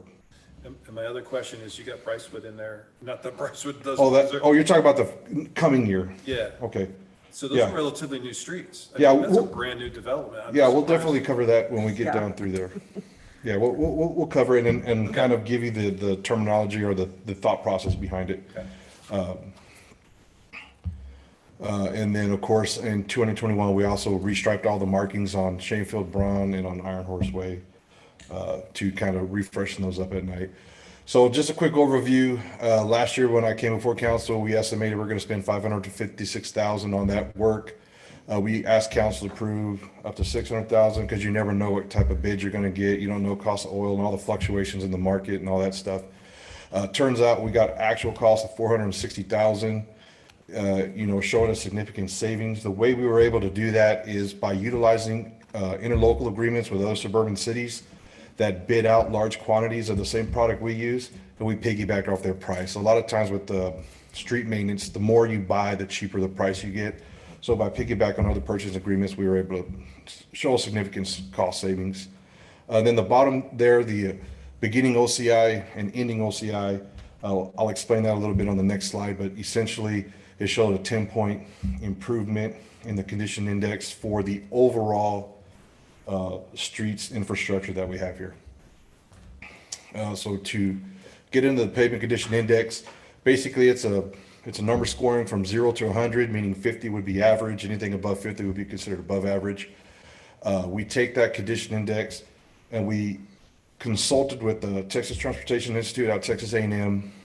We factored in average daily traffic, climate, and subgrade to design a predictive life model, basically a life expectancy of every road segment here in the city of Helotes.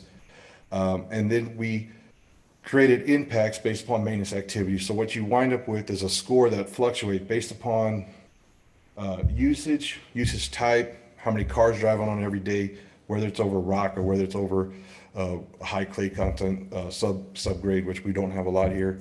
And then you have your maintenance activities. So every time you go out and you do some work on the street, it positively impacts. So you got a constant degrading of the score. And then as you work, you have a addition to the score.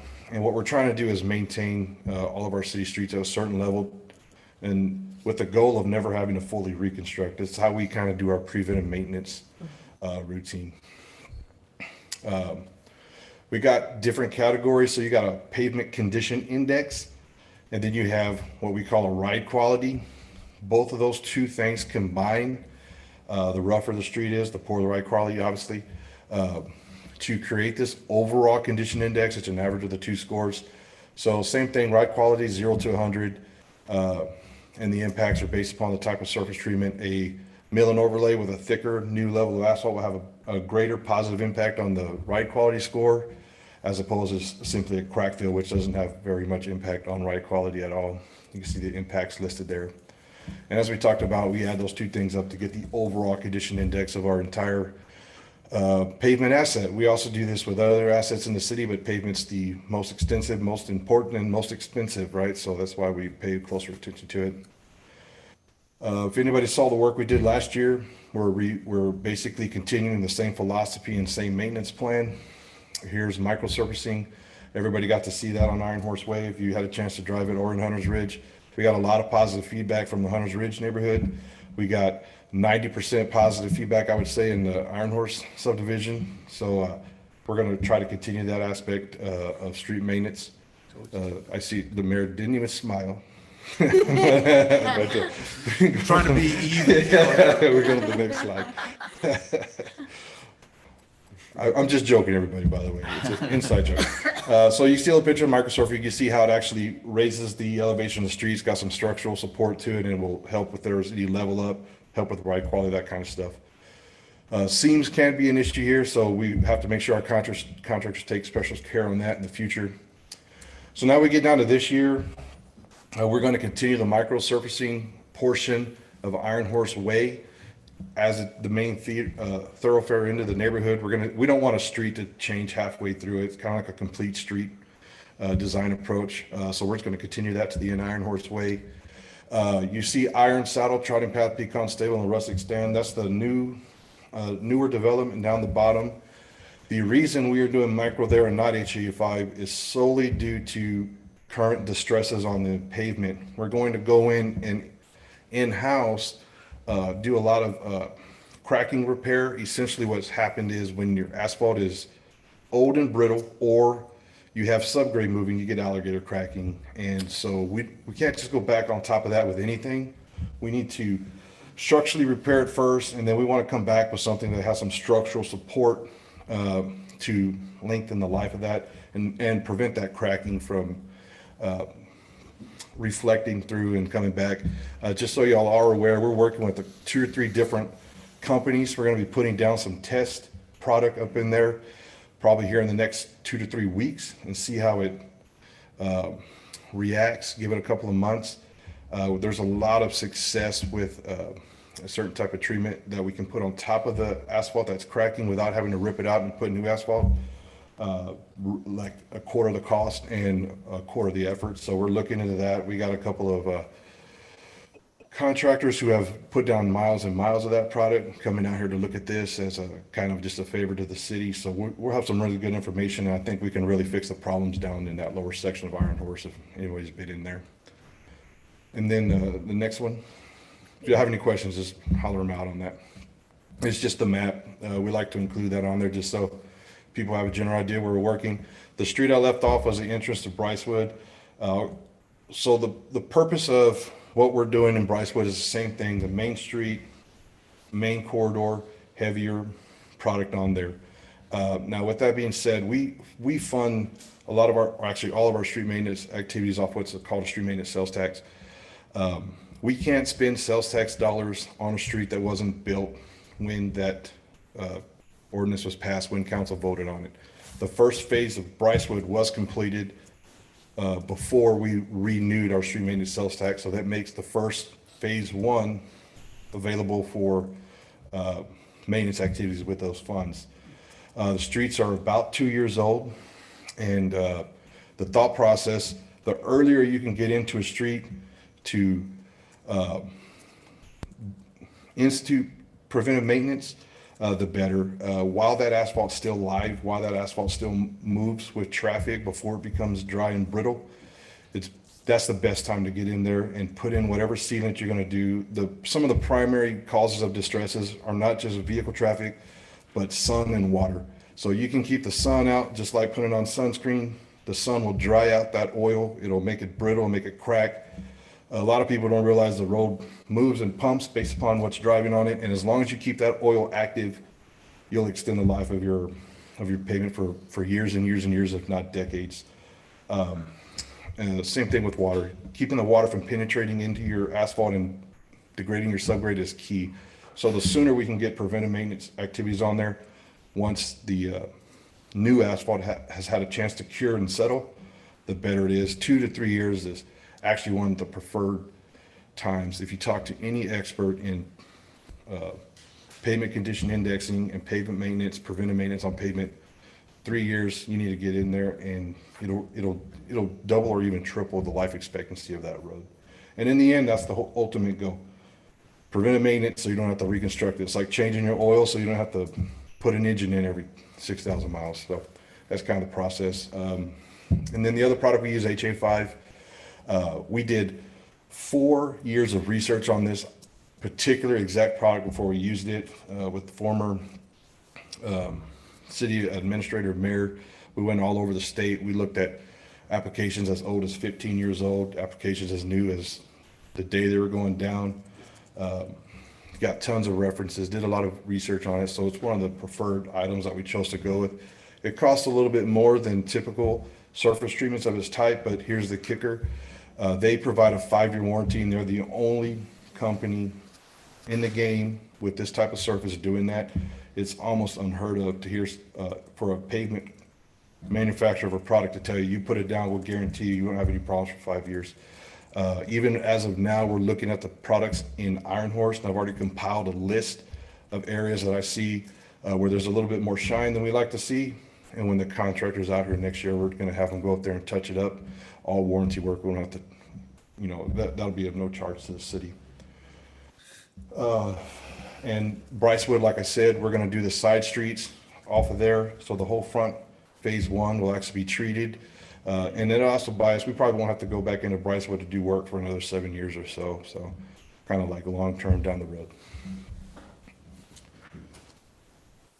And then we got the Iron Spring Walking Course. This is part of the HA5 product, finishing off the rest of Iron Horse, the side streets up there, Panther Valley, and that. So I think we're good on that. And then just thermoplast street markings, we can scroll through that. Anywhere where we put down new asphalt where there's current markings, we're going to replace them.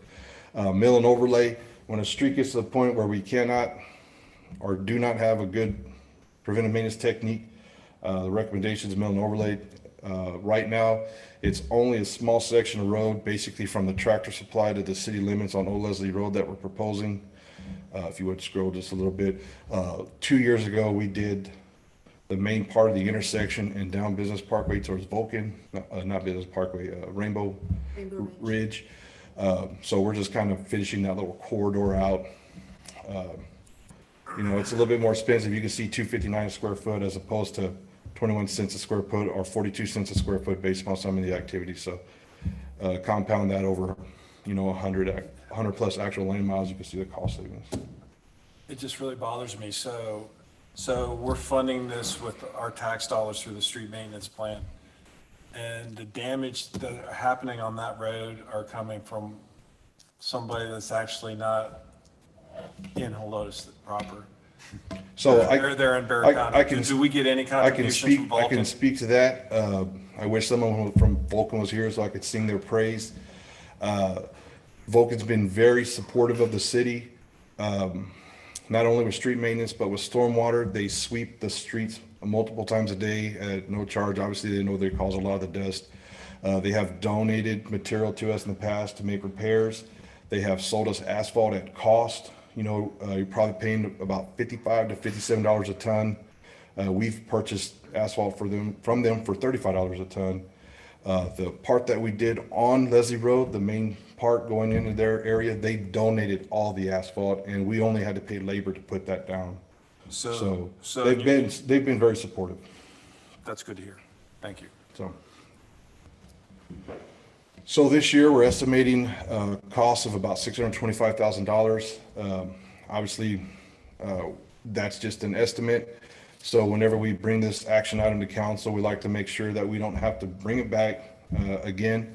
So we do a little bit of rounding, a little bit of, I don't know the exact term, we do a buffer for us. Well, we've always go in a contingency. A contingency, that's the word I was looking for, contingency. We're not allowed to tell the contractors that, but we could talk about it here. There's none here tonight. So the contingency, I would fully recommend to come in under this number again. We've already started looking at pricing, and some of the similar interlocal agreements and things that we worked on last year are there for us.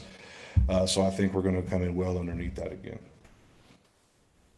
One thing that I kind of included in here that I haven't in the past, I just wanted to go over this a little bit. We try to forecast multiple years out. Now, obviously, trying to forecast 10 years out is pretty ambitious. There's a lot of things that go into that. The predicted degradation curves that we're using, the cost of inflation, funding levels. We don't know how much sales tax we're going to generate every year. That fluctuates. So we kind of just run a report of best value, how we get the highest condition impact in our operation management system, and kind of come up with a cost and some suggested activities year over year. So one of the things I'd like to show you, if you look at year one, if we maintain current funding levels, this is like if we're spending the same $700,000 a year every year, or if you're spending the same as in this model we ran here, right around that 380 to 400. As inflation goes up, the cost of materials go up, the amount of work you can actually do on your street goes down. So you can see that reflective in our beginning and ending condition index. We start off the first few years actually increasing condition index because of pavement maintenance activities we're doing. But if we don't keep up with inflation and continue to invest those dollars and cents into what we're doing, you can see that over time, the condition index of our overall street assets will degrade. So that's kind of what the point is. Keep that condition up, keep our costs down to not have to fully reconstruct. This is just a list of maintenance activities. They're color coded. You got mastics and micros, crack fill, all the things that we kind of talked about here today that correlate to that little 10-year plan we run. And if anybody wants to see the details of our predictive modeling, I would sit down and talk your ears off for 4 or 5 hours. I love the stuff. It's true. I have a passion for pavement.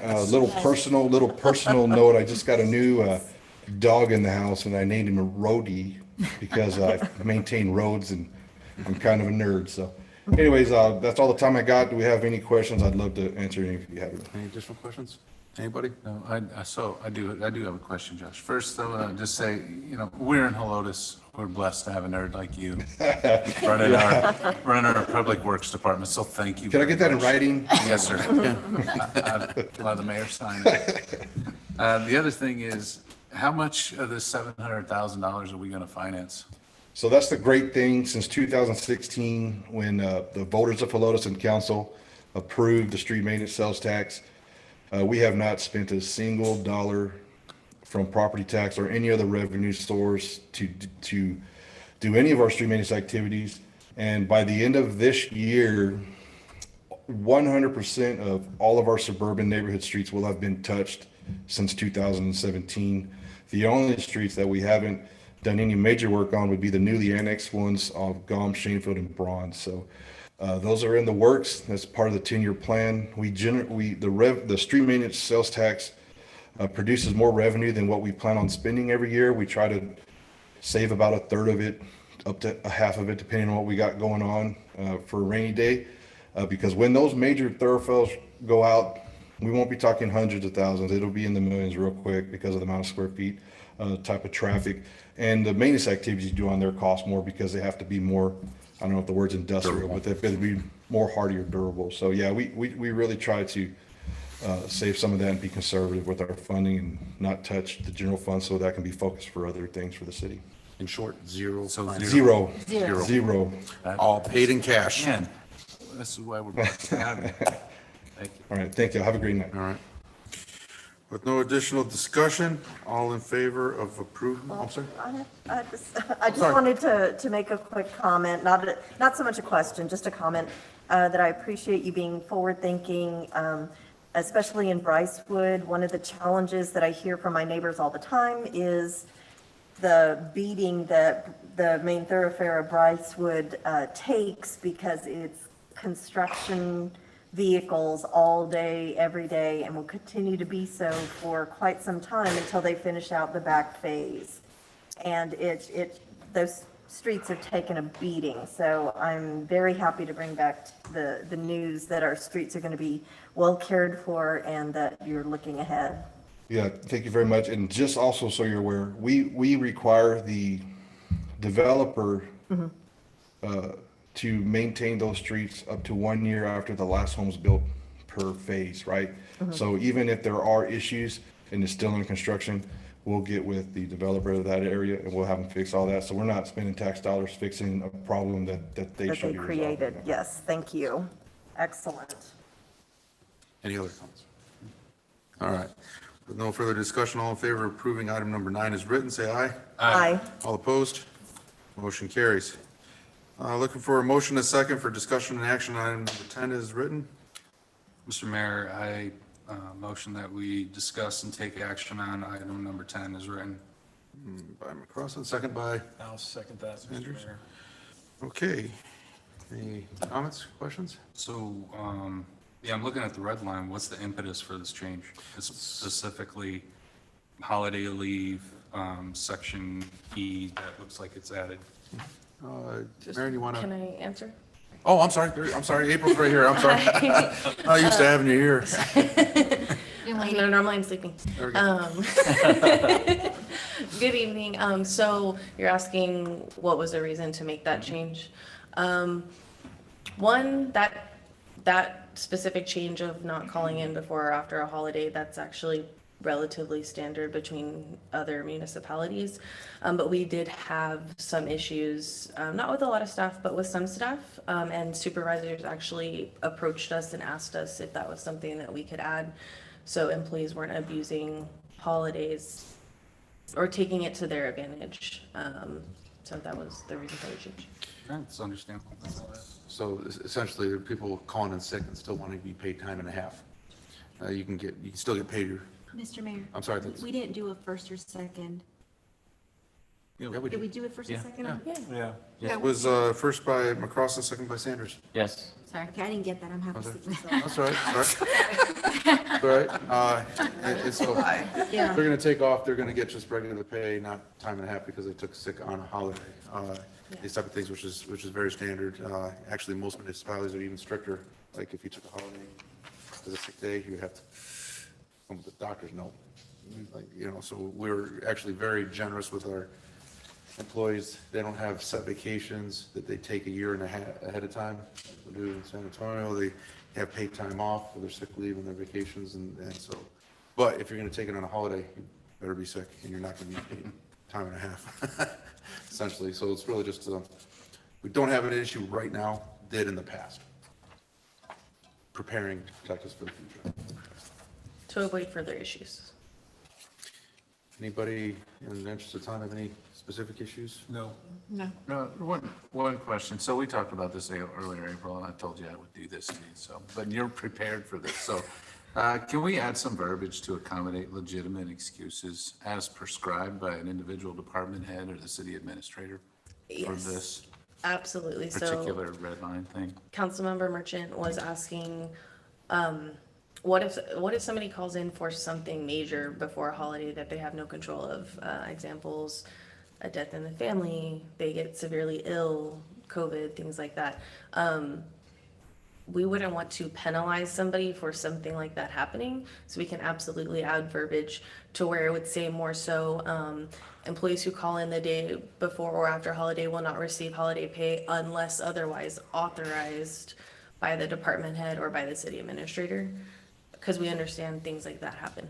Well, okay, y'all can do what you want on that. You guys vote on that, but I don't see the need for that because if you're not working on Christmas, you shouldn't be paid time and a half. You're still getting paid full time. You're still getting paid for the day because it's sick leave, right? You're just not getting paid And some time of- and a half because you're, Some of our employees that actually get double time. and some of them get double time for working on it. So this is really just, if you call in sick because you're sick, you don't need to have any special, these are the reasons why you can call in sick. If you're calling in sick, we don't have a requirement that currently they have to bring in a doctor's note, but you're not gonna get paid time and a half for not working. You get paid time and a half or double time depending on the position.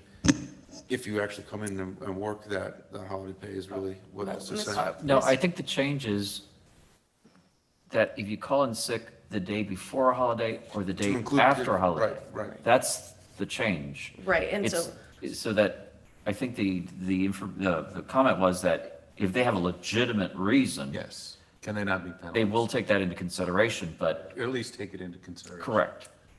But this is really dealing with the time and a half No, sir. aspect of it. No, sir. For day before and after. No, sir. Not receive holiday pay. No. So the way holiday pay is structured is so, say there's a holiday on a Wednesday. I don't know what days they fall. Okay, so Like President's Day. 4th of July. Monday. Okay, so Monday we have a holiday. Admin staff are not here. We're off, but shift workers work. However, so say hourly admin, people who work Monday through Friday, 8 to 5, they're legitimately, they got sick. We were closed Monday. They can't come in on Tuesday, but say they have COVID or something like that. We wouldn't penalize them for the holiday if there is a legitimate reason why they were not at work on Tuesday. On the day after. Okay, Right. I'm Maybe with you. I'm before with the holiday or you. the day Yeah. after. I'm with you. Yeah. Thank you. That's all. Okay. Any other comments? Okay, with no further comments, all in favor of approving item number 10 is written, say aye. Aye. Oh, with the, excuse me, we have we need a modification, contingent The upon language that the, he wants. Modifications, yeah. So the person who made the motion. which will be Crossan. Crossan. Would you like to amend your, I didn't write it down. would you like to amend your Well, motion we to can discuss that. discuss and take action to include language? It's in the blue link. I'm fine with amending it. I mean, do we need to pass it around again and ask the people? No, you just need to say it. Just say it. Okay. Just add it on there. Blue ink, if you can read it. That's your handwriting. Sorry. Understood. I motion to amend item number 10 to include or family emergencies that can be reasonably accommodated and that are legitimate excuses as prescribed by the department heads and or city administrator. Okay. The second on that was Sanders. Is that? I'll second. Okay. Now, sorry, Mr. McDonald. But that's the only modification. Oh, okay. Yeah. So that is our written modification. Now we have a duly authorized and second motion for modification. With that inclusion, all in favor, say aye. Aye. All opposed, say nay. Motion carries. All right, number 11, similar housekeeping, looking for a motion a second for discussing an action. And item number 11 is written. Motion, Mayor, I move we discuss and take action on agenda item 11. Sanders. I'll second. Merchant. Okay, this particularly, April, would you like to? Sure. So this request is actually a request to amend the fiscal year 22 budget document. The amendment is a request to add additional certifications available for Public Works. The change is being requested due to their growing scope of work.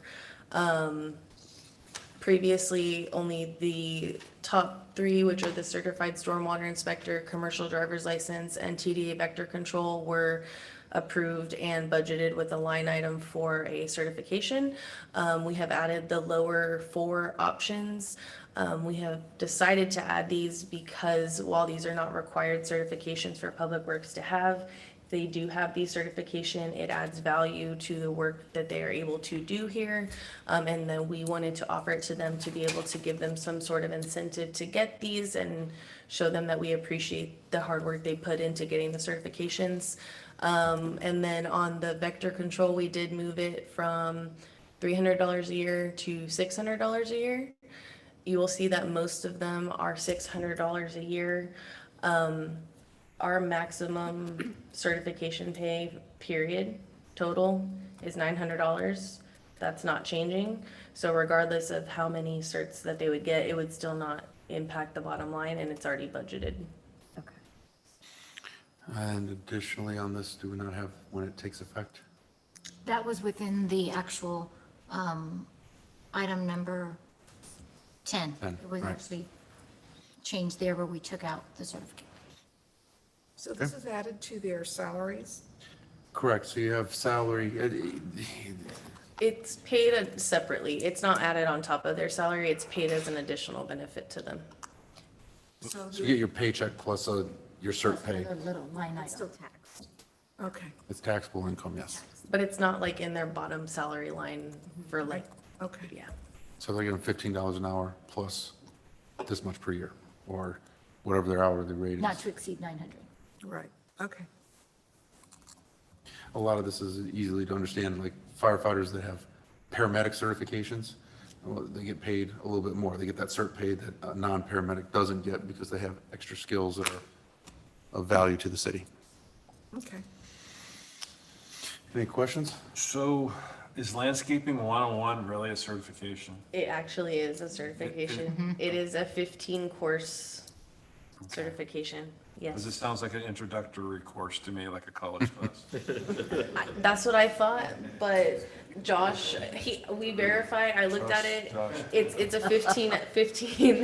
And we actually, the reason he wanted to add it is because we have been working on beautifying the landscaping like in Old Town and stuff, and we don't have somebody that's actually. So it sounds like there's real rigor to it. Okay, it Yeah. just didn't sound like I looked that up too, and I had that question when it was brought to you. that.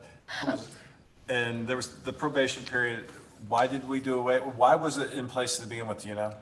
That was in place before I started, so I'm not sure what. We don't, yeah. What was it Yeah. anyways? Was it 6 months or something? It was 6 It was months. 6 months. And typically speaking, I mean, we offered it to attract them, and then basically told them, well, you got to wait 6 months in order to get it. Yeah, that's great. And for whatever reasons, the previous administration wanted to hold that as a, This makes sense. Maybe they were trying to save, I'm not sure, but so we just, if they're here, we're gonna pay them to have it. I'm good. anybody else? All right, with no further discussion, all in favor of approving item number 11 is written, say aye. Aye. Opposed? Motion carries. Thank you. Brings us, thank you, April. Brings us to item number 12. Looking for a motion and a second to discuss and take action on item number 12 is written. I move that we discuss and take action on agenda item number 12. Councilmember Salazar, second by I'll second. Merchant. So I just had a quick question on the redlining of the permits. Oh gosh, glasses back on.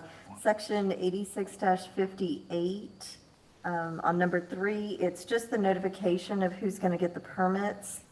And it just has a red line to take the council members out. I just had a question as to the ideal, the thinking behind it, I should say. Because we actually haven't been doing that as practice. Yeah, because I was like, I haven't been getting And I feel them. like, and that's why we're cleaning this up. And it's just Okay. something that administratively, it wasn't practiced, so we've removed that. That's, the permits go out to, the mayor knows it, the city administrator knows it. Of course, our chiefs know it, know that these events are happening and so forth. Now, if it's a major event and so forth, I do send y'all some notifications. If it was something huge that like, the tap when they came in, I try to get that presentation out to y'all so you're aware of such big events that are coming out. Okay, thank you. I don't think I'm going to take the other approach on this. On that item that you're talking about, I think I'd like to know about all these events that come through. I wouldn't. So here's the reason why. Let me explain why, if I could. So I already know enough, okay? you do, but as a new community leader, right, I'd like to be informed so that I can answer questions about safety, traffic, emergency medicine, police support to constituents, restroom support, all those things that go on. If the city has an event, I'd also like to be a part of that as a leader. So we do get quite a few event permit requests. And we, you know, if you want to be notified, we could stick a copy in your mailbox there. But I'm not sure that permit, what you get there is going to give you the information to be able to answer the questions that you just responded. Well, yes. So when for example. If I get the information, I can make a phone call and get the information that I would like. Well, that is correct. That is correct. So you would, there are a phone call anyway. 7 departments that look at this, so you'd have 7 different phone calls. And I'm just saying that it's fine. So. I mean, that's fine. I mean, the phone call. I mean, it gets centralized though. Well, the centralizes me. I mean, it does. It's centralized with me. So if that's what you want, I could be the one that sends you that permit for every event that comes to the city. I don't think it should be added to this. If he wants that and if she agrees to do it, I think that's a great idea, but. Because if I we think put that's- that in, that's if we put that required. in there, I would have to do it. If we. That would be a difference between requested information and required. Yeah, And that would be a requirement that I would have to send it out to every council. If that's something we can work on. Okay. Yeah. Any other comments or questions? Okay. Any comments or questions? No, I'm fine with the way it is. I have a few. Sure. So in terms of the wording on attachment A, page 2 of 3, yeah, there's a few things that I'm not comfortable with because it's very broad and it's subjective. The parade is not to be held if it conflicts with another proximate event. Well, I mean, that's subjective. Interferes with construction or maintenance of work in the immediate vicinity is subjective, or unreasonably infringes upon the rights in abutting property. So who's the determining authority of unreasonably infringes upon and what rights? Because that would be, you know, law enforcement, district attorney type stuff. So what are we trying to accomplish with this? Okay, so the city was involved, a little history. City was involved with a lawsuit on something that started in one event and rolled into another event. Who's liable? So when you have 2 events that are indistinguishable going on at the same time, and an event that it causes damage originates in one and stretches in another, you have continuous liability, which causes a problem. And I can't get into too much because the city's still involved with that lawsuit at this point. One way to clarify that is to not allow 2 identical events to happen side by side. And there's several reasons why you wouldn't want to do that. One, for example, a city event and a private event, and we don't have control over a private event, and something happens on there. I'm going to make something up. Somebody gets drunk on private event and then stumbles over into the city event and causes a problem. Now the city's liable for something that started off on this event. That would be one example. So by not allowing 2 identical, indistinguishable events to happen at the exact same time, right next door to each other without any type of separation. Now, what we're not talking about is having, I'm gonna pick something that we don't have, a flea market in Old Town and a flea market in Helotes Festival Association. Well, they're not contiguous, right?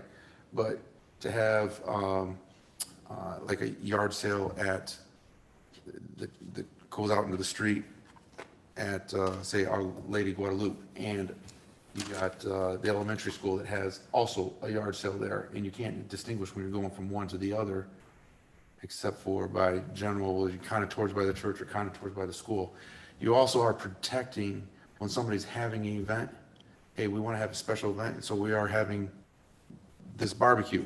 Like, oh yeah, well, I'm going to have a barbecue right next door to you. You kind of, well, whose event is it? Well, it should be the person that, to protect the nature of the event, don't allow a directly competing special event. Now, this is separate from having, for example, we have multiple chicken places here. Well, that's a long-term investment, your business plan, et cetera, you're setting up shop.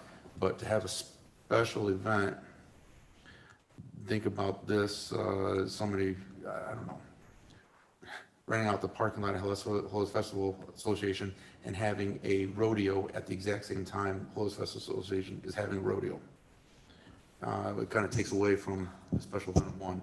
Plus, you're in distinguishable events, you have liability issues going there. Now, it's different from...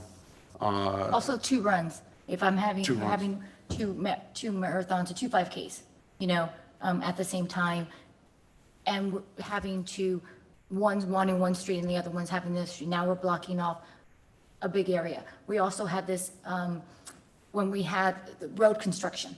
We had road construction where it was brought up to our attention, we're having this road construction and then we're having the 5K. So at that point, we didn't have anything to be able to say not to have the 5K. This now allows us to say, we have road construction going on. We cannot allow you to have that 5K because it is going to cause interruption from a neighborhood to be able to get out from their neighborhood because there is road construction and a 5K going. And then to go to infringes upon the rights of the abutting properties. If your event, Our Lady Lake is having mass, and your event wants to set up shop in the middle of the street right in front of them to have a big giant party during mass, kind of infringing upon their rights to be able to do their stuff, would be administrative decision to be able to take a look at that. I understand what you're saying about, well, whose judgment call is that in there? And the code allows us to be able to have administrative oversight. The word for oversight, to be able to determine what's the appropriateness, and we look at that. I think if you see the history of the applications for these events, we look for ways to be able to allow.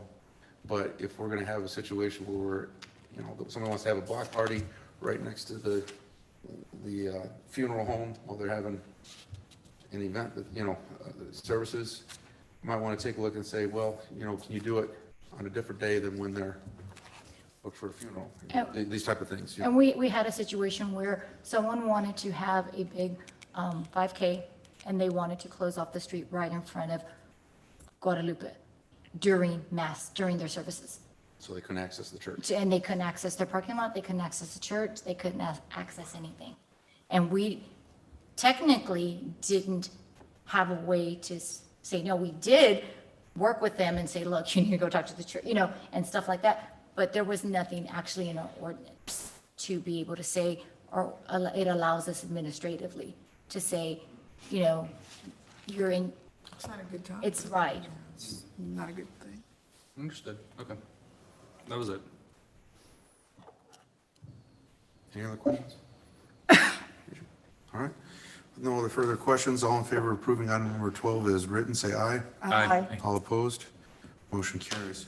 This brings us to item number 13, looking for a motion and second, discuss and take action on item number 13 as written. Mr. Mayor, I move that we discuss and take action on item number 13 as written. I'll second. Massey and Marchant. Okay. Councilmember. So I'm really glad that this is hopefully going to be resolved. And from what I can read in here, we are going to be authorizing you to negotiate this agreement, a new agreement with Mr. and Ms. Dempsey, with Ken and Mary Sue. And so he's given his 60-day written notice of termination according to the contract. And so the major things on the new agreement are going to be removal of jazz around Old Town Helotes, since this event is no longer being held, the removal of golf cart usage defining property use to include public restrooms and storage building, defining responsibilities of property owner in the city, and then paying the monthly fee. So is it going to be the fee that we had discussed before? So this is what we're at, and the reason why we have this here is that because of the notice of cancellation that was given, we have to have an authorization by council for me to be able to negotiate a contract that we have to have in place by next week. Or else, if it waits till the following council meeting, we would actually have to notify everybody that has a booth and market days on the Dempsey property to relocate them out in the street, redo all of our maps, and that's basically where we would probably end up staying for at least a year. It's a timing issue.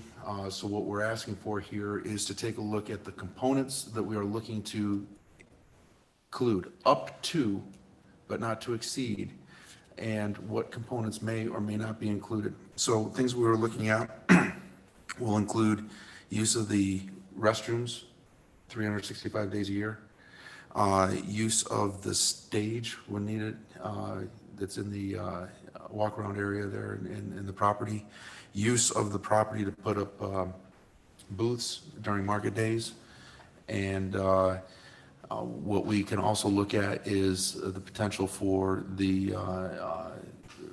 Bluffsville town to be able to provide a band during, but we haven't come to a complete specific amounts. What we're asking here is for an amount not to exceed $1,500 per month, depending upon the amounts that are included, or the components that will be included,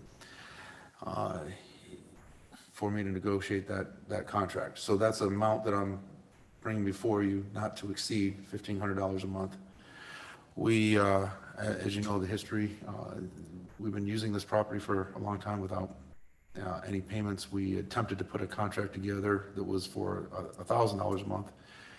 It ultimately was not signed, and so we had to revoke it. That's the history, and now we're looking at trying to put something back together. So we continue to operate, had continued to operate on the previous contract, which really didn't cost the city anything, but that has now been canceled. So we now either have to get a contract and have it signed again, executed and signed by next week, or else we're looking at pulling everybody off of that property, putting them out in the street, and the cost associated with that with the electronic mapping on the websites would be to keep that there for about a year. So I'm not saying that it will be $1,500. What I'm asking for is approval to be able to negotiate up to a maximum of $1,500, depending upon the components that we include. And think about it like menu. If we do all of these, we might go up to $1,500. If we don't do all of those, but we select this item, this item, this item, negotiate for an amount less than that. So it's basically more than, it's an additional $6,000 a year if we do the full amount. That is correct. And the money comes from the general fund, or does Yes. EDC pay any of this? They do give us they do transfer money to help support Marketplace and 2 parades. Okay. It's not specific to this. Their money comes to our general fund as a large annual amount, and then we use that in our general fund for these items for the support. We spend certainly more than the amount that they give us on these events. Well, I think that this is, I'm willing to throw that out there and allow that for you to negotiate the $1,500 a month. So it'd be an amount not to exceed. Not to exceed. Yeah.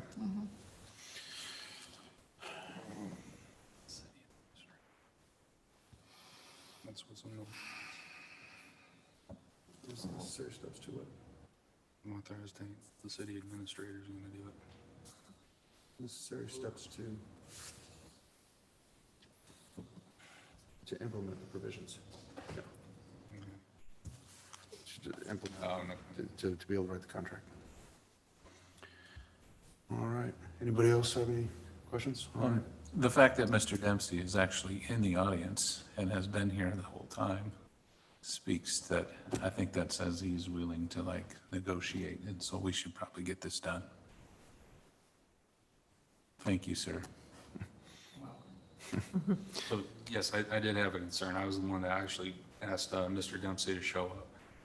He sent a cancellation memorandum to the city. I mean, we authorized the negotiation, work this out, last year. So I don't know if it's appropriate to call him up or what we want to do here, but with the time crunch we have with our flagship event in monthly event in the city, I'm a little concerned because I hear bits and pieces here and there. So this was something that if I'm gonna put my vote out there again, I wanted to make sure that it got happen or figure out what the issues are so that way they can be addressed in writing or something. There's notes, I don't know, but I mean, he's a citizen, he's a business owner, and there's feedback that I've received. And so if I'm going to vote for this, I don't want it to be another one of those things where 6-7 months down the road, I actually at this point, I mean, it's canceled, so I don't know what it would look like, but I do have a concern that we're at this point. Here's a cancellation letter from somebody that we authorized city to work with and get a contract going. So I'm concerned of what happened, why it came to this point. So what came to this point, that contract that he canceled was a contract written several years ago where the city agreed to use all his property and not pay him anything, essentially.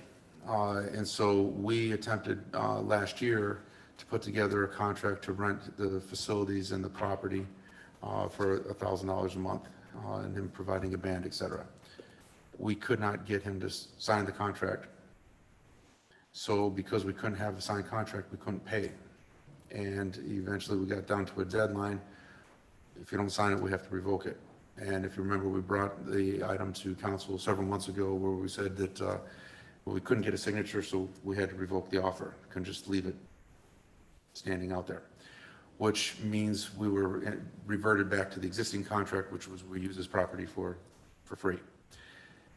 Subsequently, he put in on his decision to cancel that contract 60-day notice, which puts us now, as you said, in the time crunch. We have two options for us. Even if you authorize me to negotiate, depending on the components, with the amount not to exceed, and he does not sign it before, if it's not signed and executed before Friday, March 4th, is it the March 4th? Then what will happen is that on that Monday, we actually have to have it signed and executed probably by the next Tuesday at the latest, because if it's not signed by that point, we actually have to incur cost to redesign and replace all of the booths that are in that property and put them out in the street, so that when we make that available on Monday following market days, which happens on Saturday, March 5th, on the 7th, we make those maps available for the vendors to be able to select where they're going to be. We have to move all the food vendors out in the street, all the... It's March 7th. March 7th, I'm sorry, what did I say? You said the 5th. The 5th is when the market days happens. No, the 7th is when market days happen. No, the 5th is when market days happen. The Saturday the 7th 5th. is. The 7th is Oh, Monday. yeah. So on Monday, following market days is when we open up the maps for the following month, for April. We won't have a contract, it expires on April. So we have to backdate this to be able to get this contract signed. If he signs it, we'll be fine. If he does not sign it, the vendors will all be in the streets, and that's where we'll operate for at least the next year. We'll have to incorporate some internet programming costs, et cetera, and remap and relocate everybody that's currently on his property, because we no longer have rights to utilize that property. So you're authorizing, your guarantee is that either we'll have a signed contract and everything will continue as they are, or we won't have a contract and we will be moving everybody out in the street. So it won't be hanging out there. It either happens tomorrow or Monday, Tuesday at the latest, or we just won't have a contract and we'll have to manage without utilizing that property.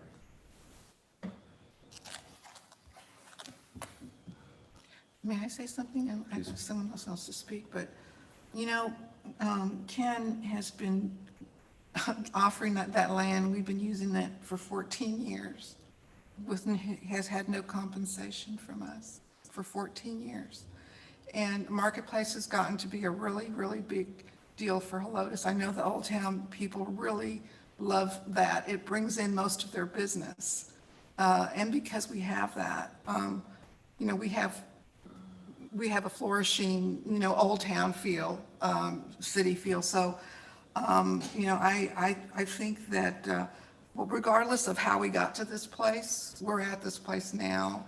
And especially because of everything that Mr. Dempsey has done for this city in the last 14 years and even longer than that, we need to move forward with this and see if we can get this contract, because Marketplace not being within all of that area that we've already, you know, we have, and is just not going to be the same, you know.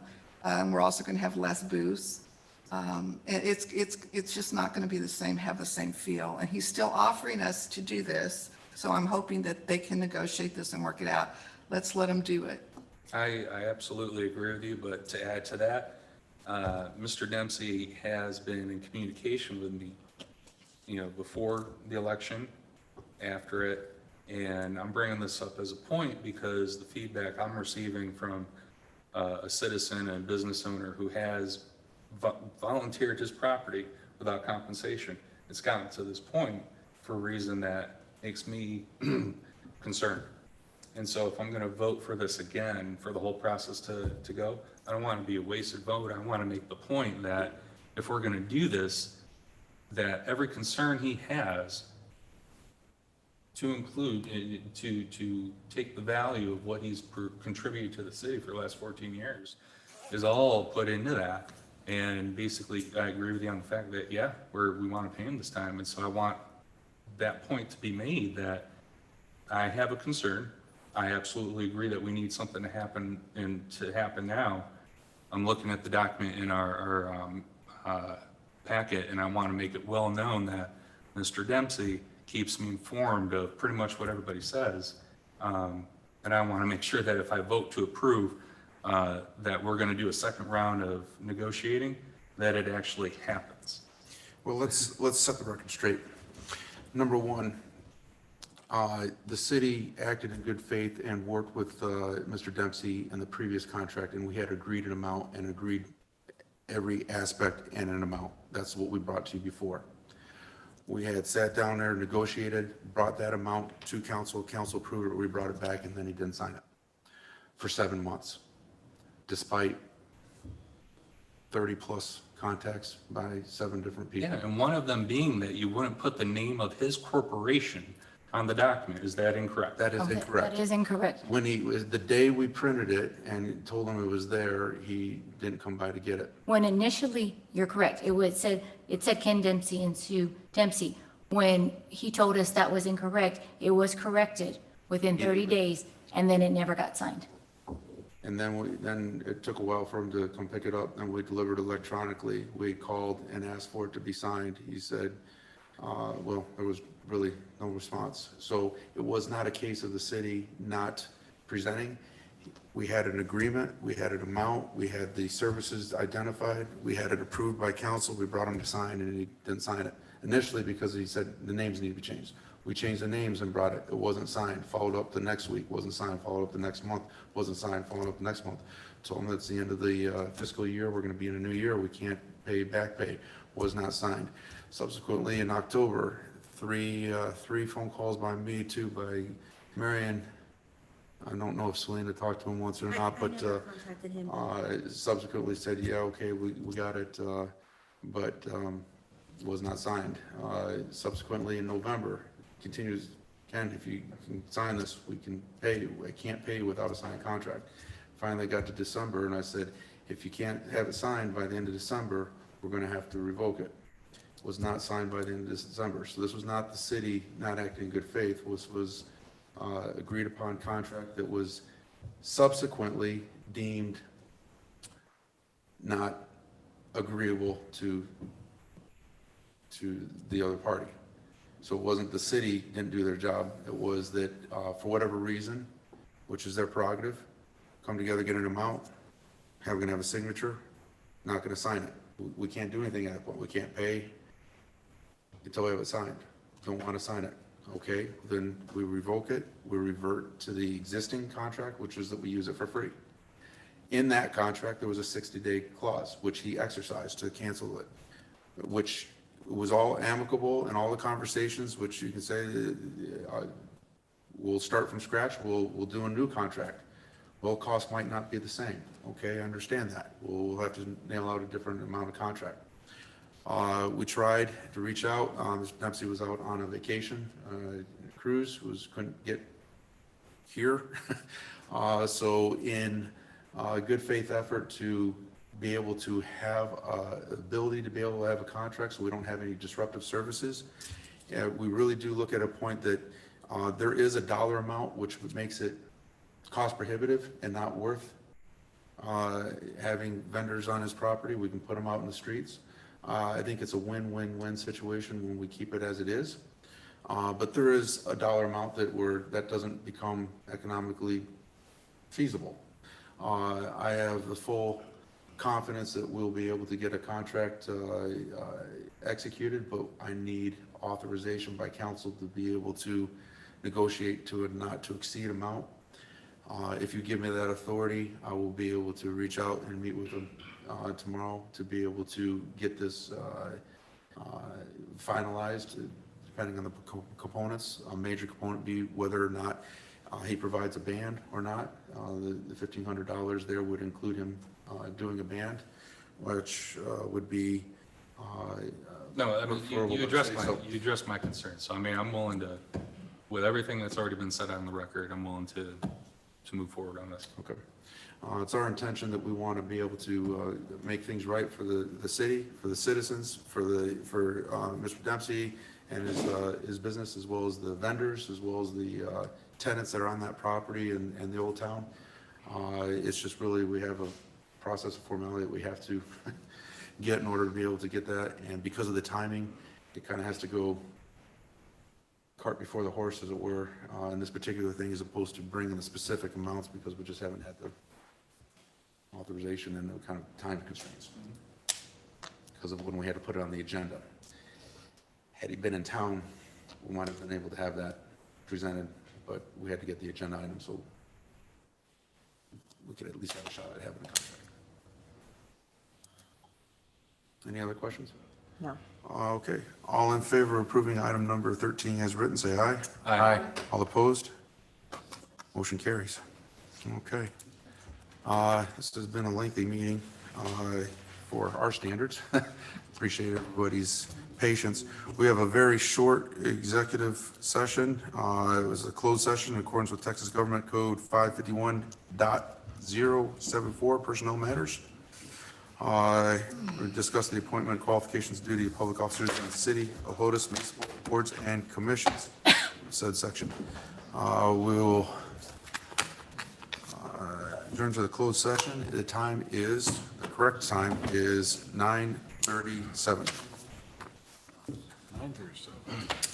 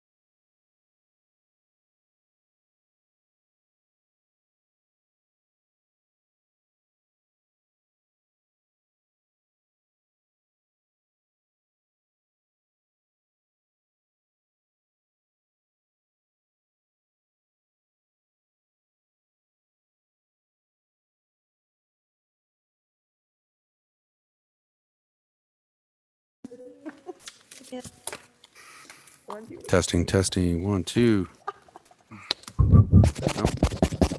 Now we're good. Testing, all right, we're back. Okay, we are back. The time is 10:01. No decisions were made in executive session. We are back at this point. We're going to go ahead and adjourn. Time is still 10:01. We are adjourned.